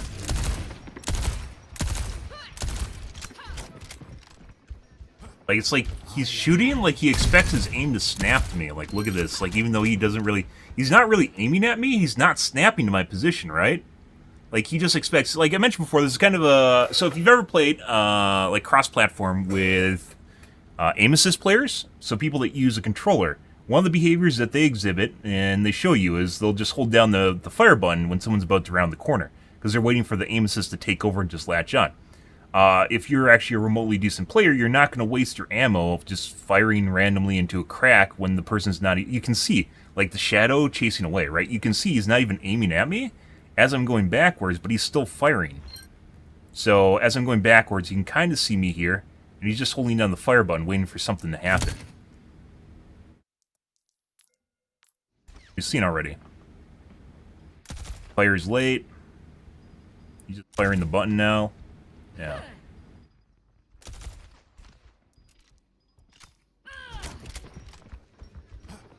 I am ready to unleash the dragon.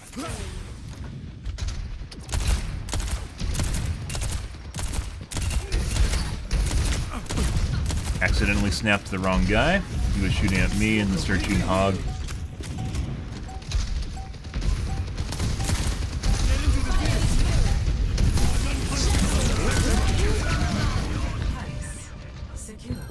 Point to point.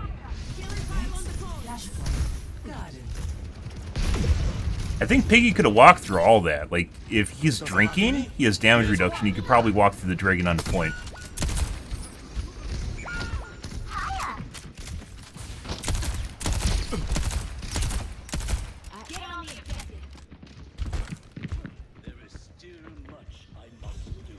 Flashpoint unlocks in 10 seconds.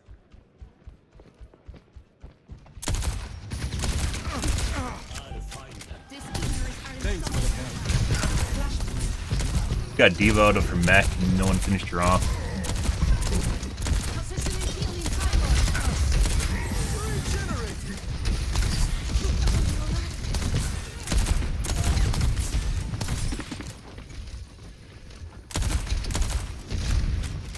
He's like pre-firing.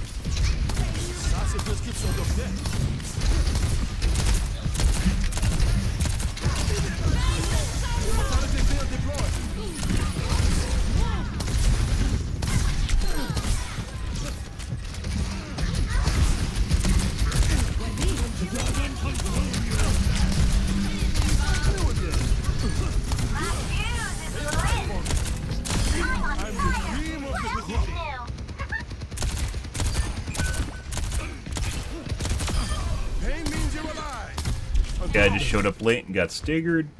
He wasn't actually that bad because he showed up to use a soldier so he could run after everyone, so not super horrible. A lot of people that get staggered with the new map.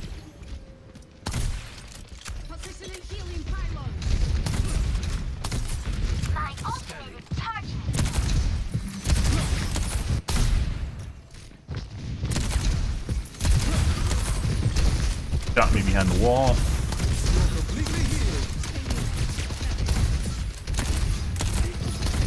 Let them out.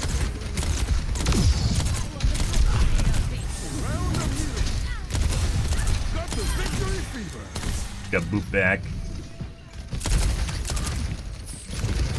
Stay near the immortality field. Get in the immortality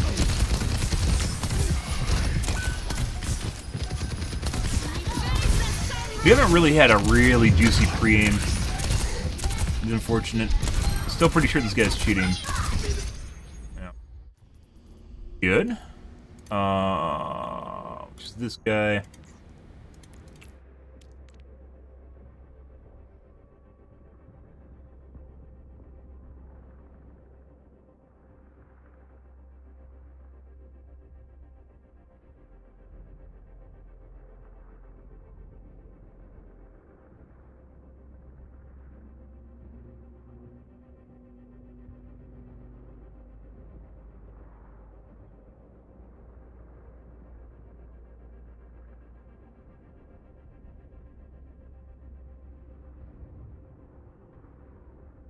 Everything?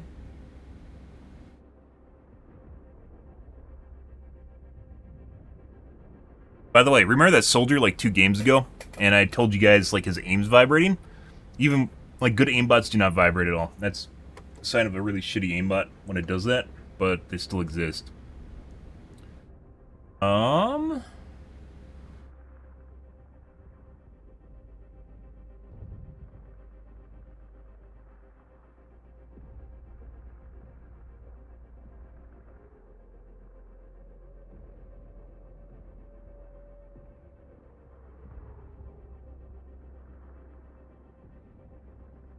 He basically didn't wall look like at all. Got me at the end there through the wall, but other than that, far behind it. Gaps between targets.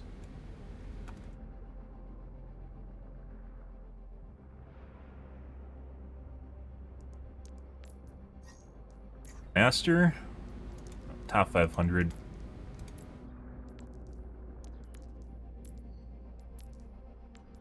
And this is probably a bot account, hence why he's skipped 3 seasons where he didn't play at all.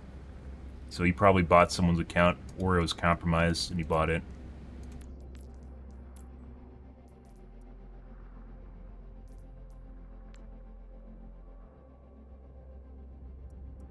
Anna. Actually, it's normal for Anna. Next game. Fun! Late night games, guys. Strike from above, up and away. Float like a jellyfish, sting like a jellyfish.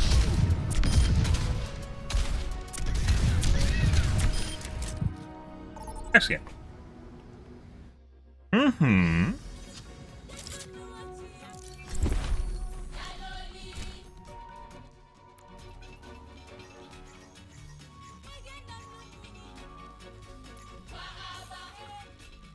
Got rank 1 accounts, endorsement 1. It is very, very, very easy to have higher than rank 1 endorsement 1. Good. Union Slain.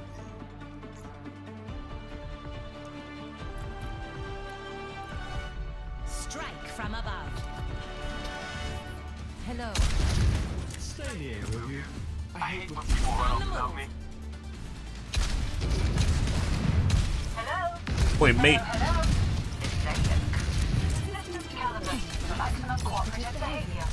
Not having a whole lot of luck with our games tonight here, guys. What happened? Yeah, so there's a reason why we don't play comp late night. Used to, way back in the day in Overwatch 1. Player numbers aren't the same in Overwatch 1 or Overwatch 2 as they were in Overwatch 1. Also seems like more people cheat. Used to be we'd see someone cheating 1 every 1 to 3 matches or so. Maybe 1 per match. Now it's like 1 to 3 per match.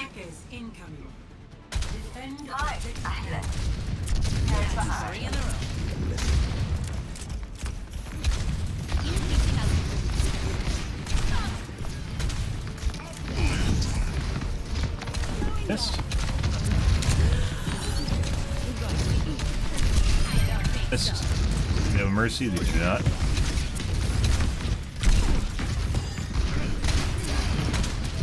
Auto cleanse? Possible. Right in time with my missile.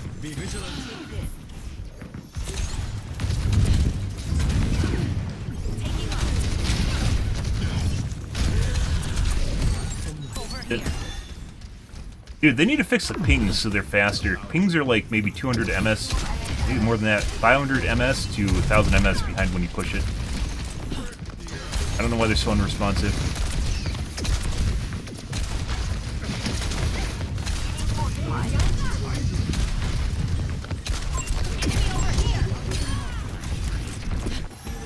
Obviously tried to break through. Oh, Doomfist scared him off.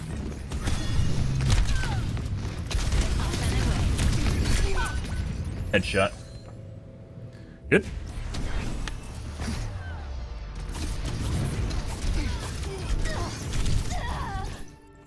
The skies await. En route.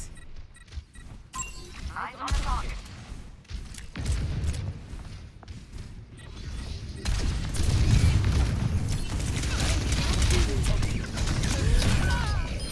got hit by the fucking Hanzo right before that happened. He came around the corner and shot me. What the fuck, guys? Shake it off. All really wanted to kill me, though. Good for him. Like, he could have just ran away and probably been fine.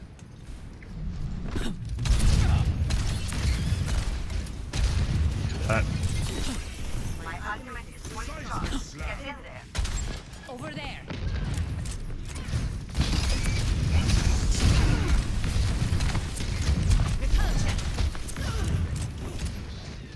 Thank you. There's Bastion Chan. That's not good.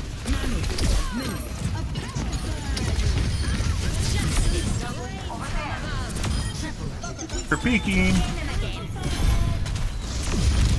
I've done it without you. It's actually kind of weird when you ult, guys. You'd expect everyone to hide, right? Everyone would be like, yeah, just hide behind a wall.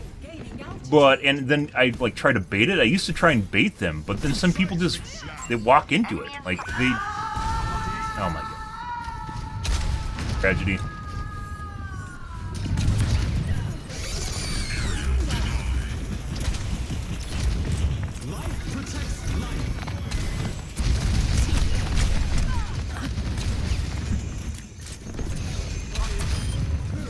Oh, okay.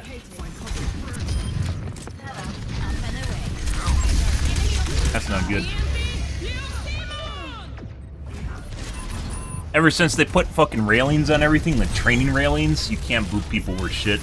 Same thing for Lucio. When you try to boop them off the side of stuff, you can't. They just slide along the edge of it, even if you have a good ult or a good concuss on them. Objective lost. Okay.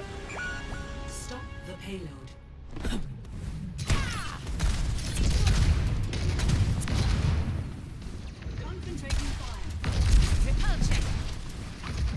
It's oblivious. Systems on optimal levels.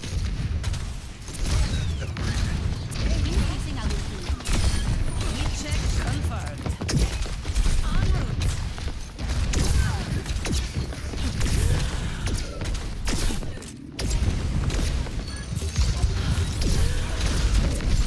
I see an enemy.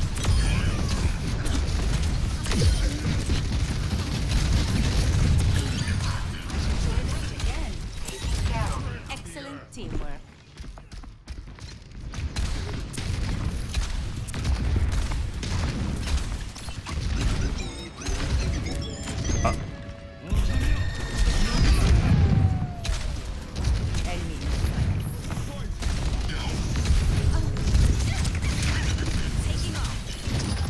Hanzo. I don't think so.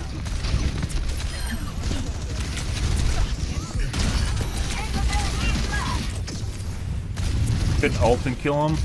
We're gonna wait.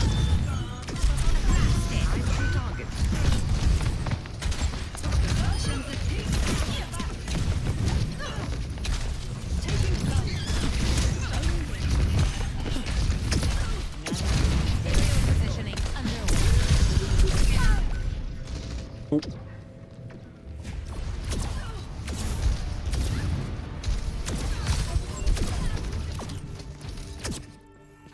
Okay, my head's in the game. He misses though. That's good.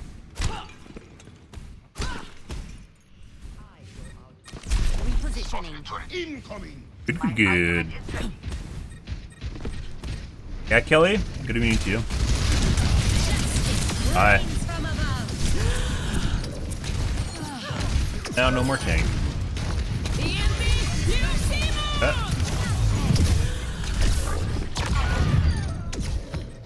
We could have got healed through that. We did not. No longer missing, guys. I don't stay down. Hi, enemy in sight. On the move. Nano boost administered. Tremble before me. Up and away.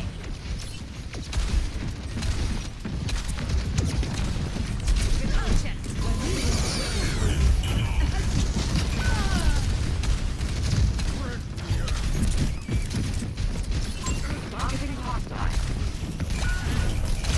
not good. Lari's no longer missing, guys.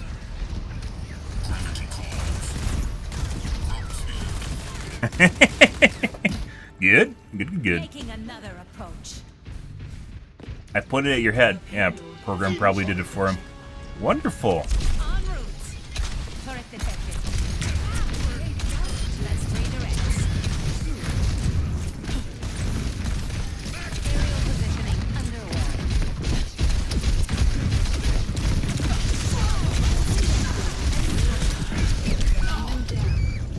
Hoping I could get healed through that. I was trying to keep the Alari from insta-giving me.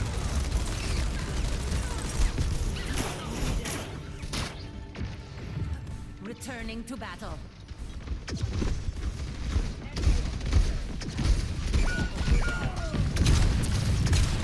On the move. Thank you. Oh, the Doomfist is staggered.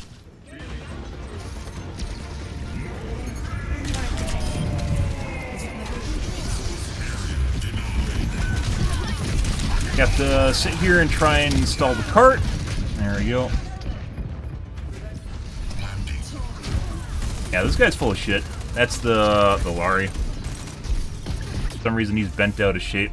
Probably because he had to toggle. So we're gonna report the Lari. That's after they got stuck at P2. She toggled on. It's this guy. P1. Bastion. A power surge. Artillery configuration activated.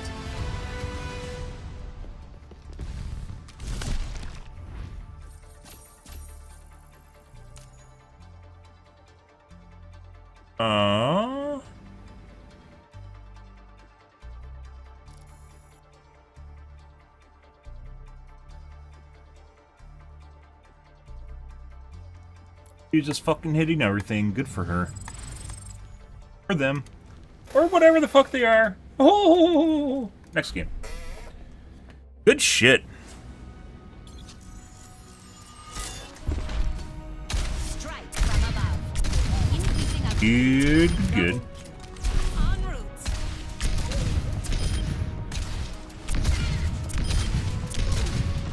Double kill. Everything was peachy fine. Peachy King, guys, up until that moment the Lari started insta-giving everything. Rockets are pure. Dispersing. When I'm hitting my shots, you can't touch me. Like, people have problems with the matchmaker in this game, and I do think the matchmaker could be improved. But what the matchmaker can't take into account is things like pre-mades. Makes it much more difficult to take into account pre-mades and cheating. Cheating is literally you pushing a button and all of a sudden you get a lot better, and there's absolutely no way. There's absolutely no way for the matchmaker to take that into account in any way, shape, or form. Until you consistently cheat like all the time and you just consistently perform at a certain level, like it's not going to see it that way at all. It just doesn't happen.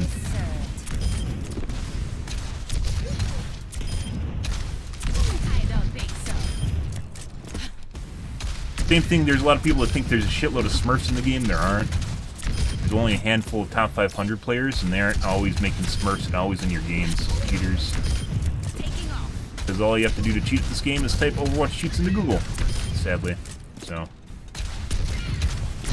you can learn how to make cheats. They'll teach you how to make cheats. You can buy cheats. You can buy public cheats. You can buy private cheats. You can buy forum cheats. You can buy whatever the fuck you want cheats. You can buy cheats that are basically undetectable. That's Overwatch. I hope you guys are having a wonderful evening, by the way. Good. We might have been able to stall it if I switched to Mei. I was thinking about doing that then. Mei is so bad compared to what she used to be in Overwatch 1. Like, it feels, legitimately feels like you are just, I don't know, like absolutely powerless in this game. Like, her DPS is basically like a shit Hanzo, and it doesn't match her kit at all. She was like better, and then they actually nerfed her when they reduced the damage that her cryo thrower does. Always room for improvement. Because you can almost never combo it in close quarters. It doesn't work. And there's like no real good visual indicator that's even working in the first place. So you know when to right click, when you're left clicking.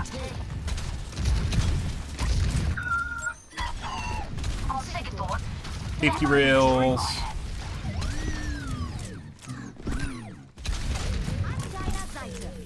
Hello. Yes. Good, good. Happy Sun Mon, guys. And I'm dead. Good.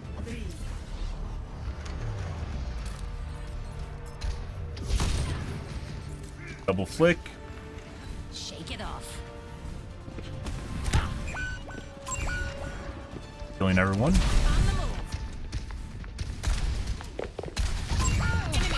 No.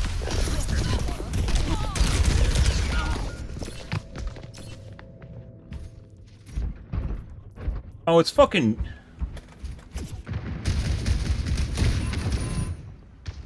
Let's show him some air power.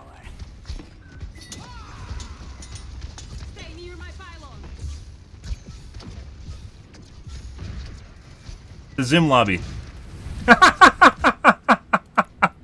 This is a Zim lobby. So they're playing with one PC player to get in with everyone in their group so they can basically cheat in a PC lobby. You guys might think I'm bullshitting you about this shit. You guys might think I'm bullshitting you about this shit, but no. This is a Zim lobby. So this is a bunch of people that are using keyboards and mice with aim assist and cheating in PC lobbies. Only place you can do this is in quick play. These are cross-platform cross-platform symbols here, guys. Yeah. This isn't even fucking worth playing. This is 100% a cheat lobby. It's basically the console equivalent of a cheat lobby. Actually, yeah, like, you just hear our entire team dying over and over and over again. Progress is still progress.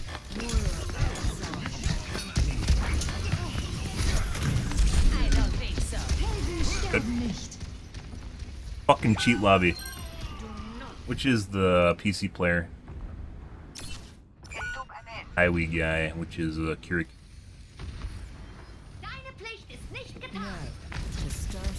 It's literally, it's not even worth playing this.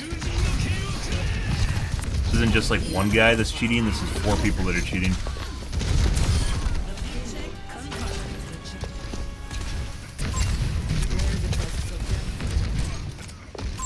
I see an enemy. Sniper, be careful.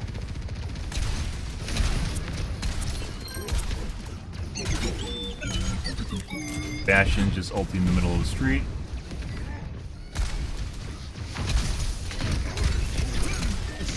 Meteor strike.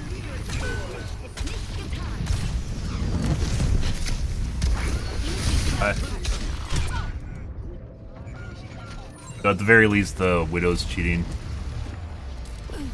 Okay, so does this look like a controller to you guys? No. You can see he's doing like little fucking movements like this. That's not something you do on a gamepad or with a joystick. Good.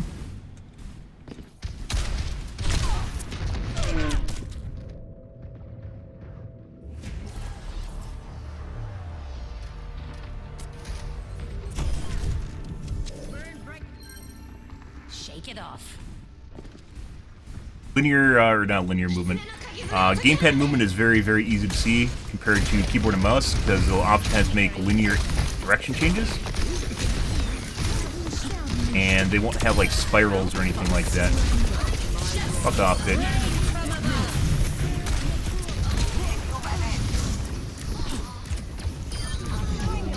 Adaptive circuits engaged. Diva.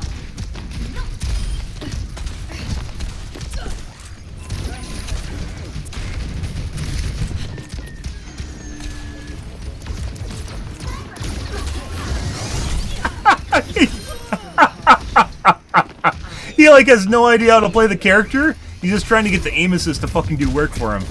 Oh, that's incredible. Dude. This fucking PC guy's cheating. That was an auto cleanse. Good fucking shit. Christ, guys. Yeah, that cleansed specifically my concuss missile, which was on its way to disrupt the Mercy from rezzing. At exactly the moment it was about to explode on her face, all over. Auto cleanse. It's also been coincidence, though.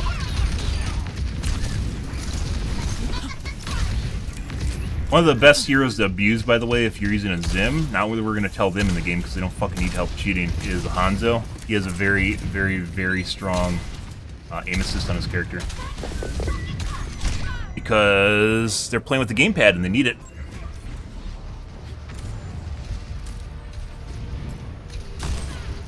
That's not a gamepad. Good shit. More to learn. Oh, buddy.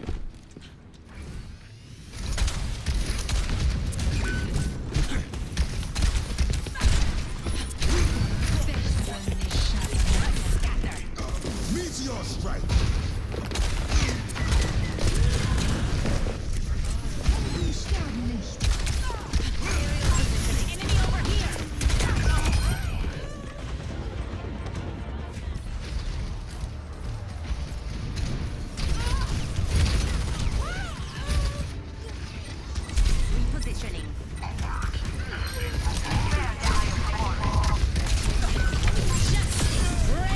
Fuck out of here.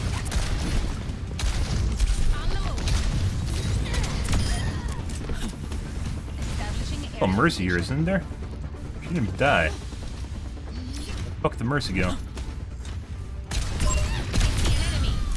To the Mercy, it was an Ash. Figured now. Alright.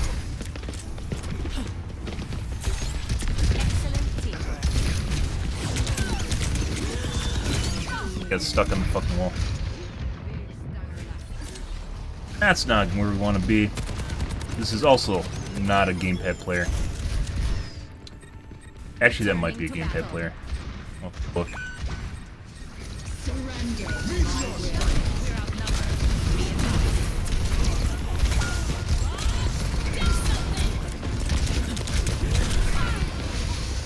Good.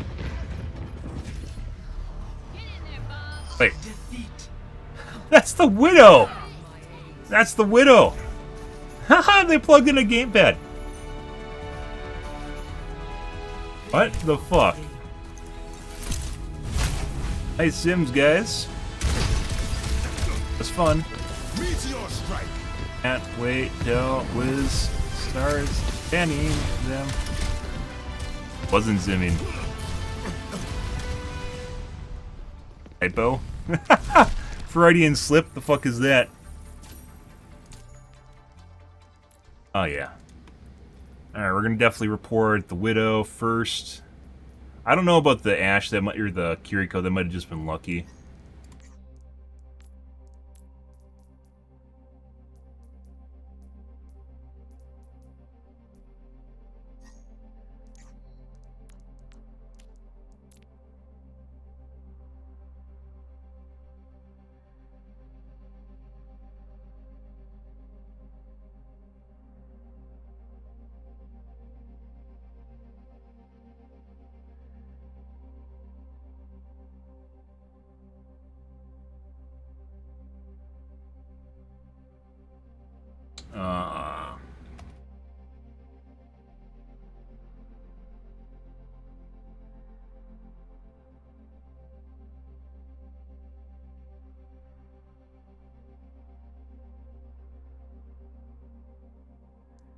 Let's take a look at Ashe now. That guy might have actually stopped cheating at the end there. Stopped using his Zim at the end there when he was on Ready for battle. Take a look early on, they definitely were cheating super hard though. This guy.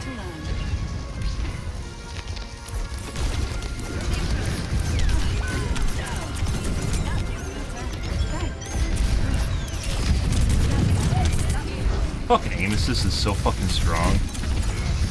That's absolutely incredible. Like, it looks like it's just fucking hard locked to his model.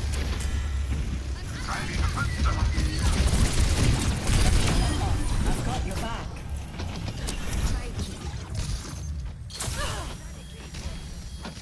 Hello.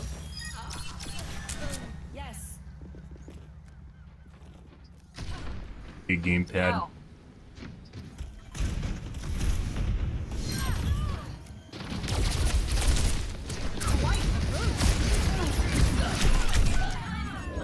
A lot of linear movement. This time I haven't. Change back and see when he goes to Ash. The last one you'll ever lose. The payload is ready.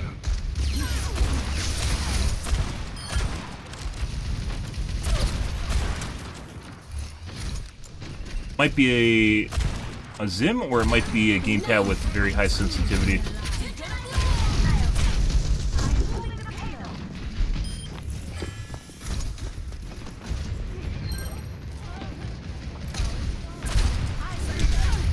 No one can hide from my sight.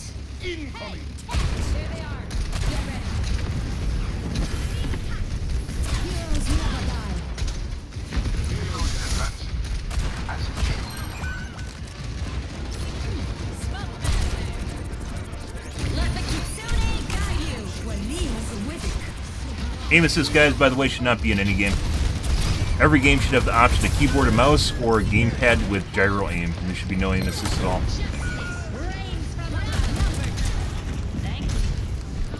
Go back to the front. Ready for battle.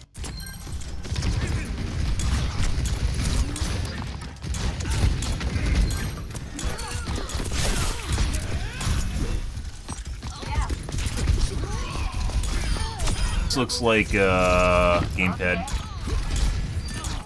Je suis faite. Absolutely horrid movement, too. Okay.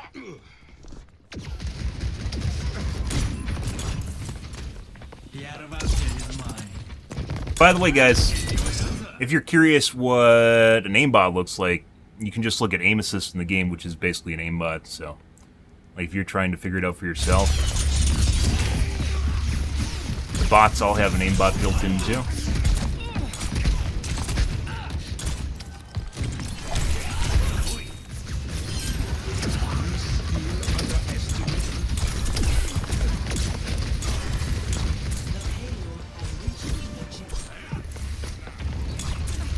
Let's get the payload going. The battle excites me. Yeah, this is a gamepad. Now let's take a look at the healers. Who was it? Yes. The tank? 3. Okay. Je suis faite pour ça. Yeah. Okay.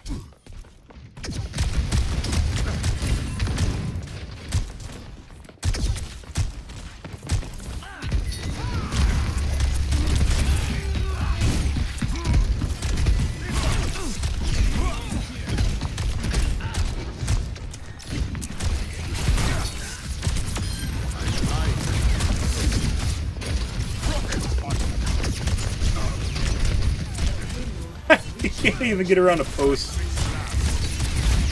Let's get the payload going. Meteor The strike. battle excites me. Face my burning beast. Looks like a gamepad again. You can see it's very, very linear movement. That's more like Not a lot of actual looking around. Although sometimes when people are cheating, they get really, really fucking lazy. That's a gamepad. Take a look at the Mercy.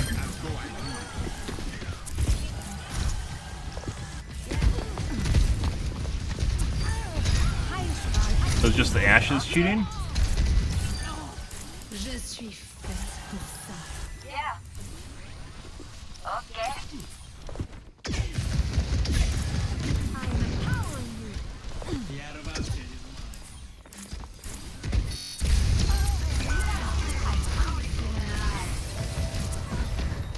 It's difficult to tell with the Mercy because all they do is basically hold down a button the entire game. Doesn't really look all that different than keyboard and mouse Mercy play. Now you can see where she's rotating.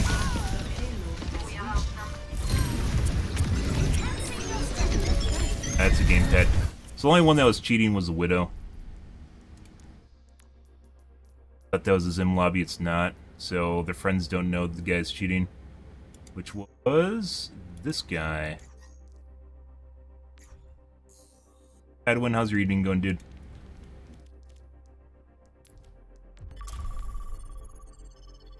Oof. Strike from above. Establishing aerial position. Double kill. On the move.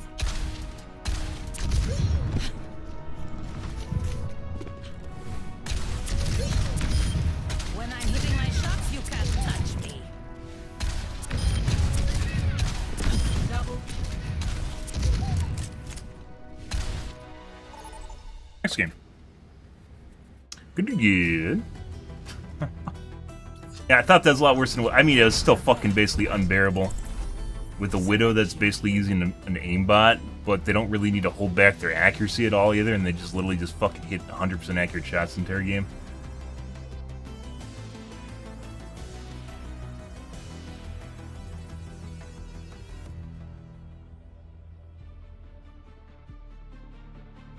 Their friends probably don't know the guy's cheating. Good. Only supposed to get up to 95 today, guys, instead of 100 from yesterday. Oh my god, we're in for a treat. It'll be amazing. Pre-flight checklist complete. Running clean and hot. Hello. And they say Zulu. One of these guys cheats. Yeah, this guy cheats. 5, 4, 3, 2, 1. Unlocks in 30 seconds. Being fortified. Played against him yesterday, or is it this morning off stream? Increasing altitude.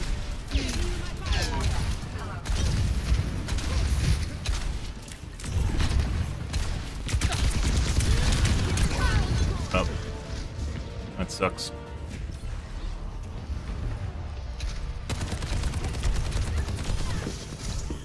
Good. Enemy holster The over. skies await. Squeaky. Robots pushing the barricade. I see an enemy.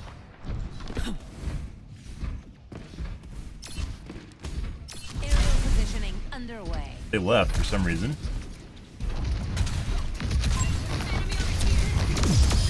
Outfoxed. Oh. And match is canceled. That's weird. Huh.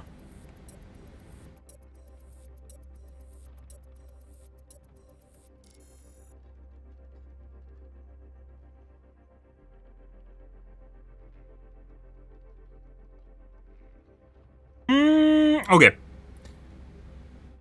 I decided against the guys. We're gonna call it. That was a note from God. We're gonna call it for this evening, guys. Tomorrow? Otherwise, it's gonna go even later. Tomorrow, guys, will be more over the OW2. Starfield is on the 6th. You guys have that to look forward to, not to look forward to, depending on your preferences. Have to maintain a somewhat normal sleep schedule. And streaming gets axed, apparently. We're gonna call things here this evening, though, guys. If you are new to the stream, and yeah, right when Idwin showed up. Right when he showed up, he got the people kicked out of my match and then ended my stream. Thanks, Idwin. Yeah, CEO Idwin showed up in the channel and ended the stream. So, if you're new to the stream, guys, enjoyed the bullshit, enjoyed the fun, you enjoyed the copium, hit the follow button on your select platform. I stream every day from late night to early morning, GMT -6, so about 11 p.m. Central Standard Time to 4 a.m. Give or take, it depends on going my life, what's happening, etc., etc. Starfield, even if it sucks, is greater than Overwatch? Maybe. Single-player games don't have a lot of desirability as far as watchability goes, so take things as they go. But yeah, we're definitely going to be playing Starfield. It seems like it's going to be a long game, so we might be in for a month of Starfield. We'll see how it goes. I played Cyberpunk for about a month. I played World of Warcraft for about a month. What was the last single-player game we played? We played BattleBit, but for like a month and a half, but that's obviously not a single-player game. Had a lot of fun. I still miss BattleBit. Riftbreaker. Earthbreaker is a lot of fun. But we'll be playing through, and you guys should be interesting at the very least. I plan on enjoying myself, so... Alrighty, guys, we're out of here for this evening, guys. Tomorrow will be the OW2s, but yeah. Anyways, guys, thanks for watching my stream as always, and I hope you guys have a wonderfully fantastic Sunday night and Monday morning. Good day, guys.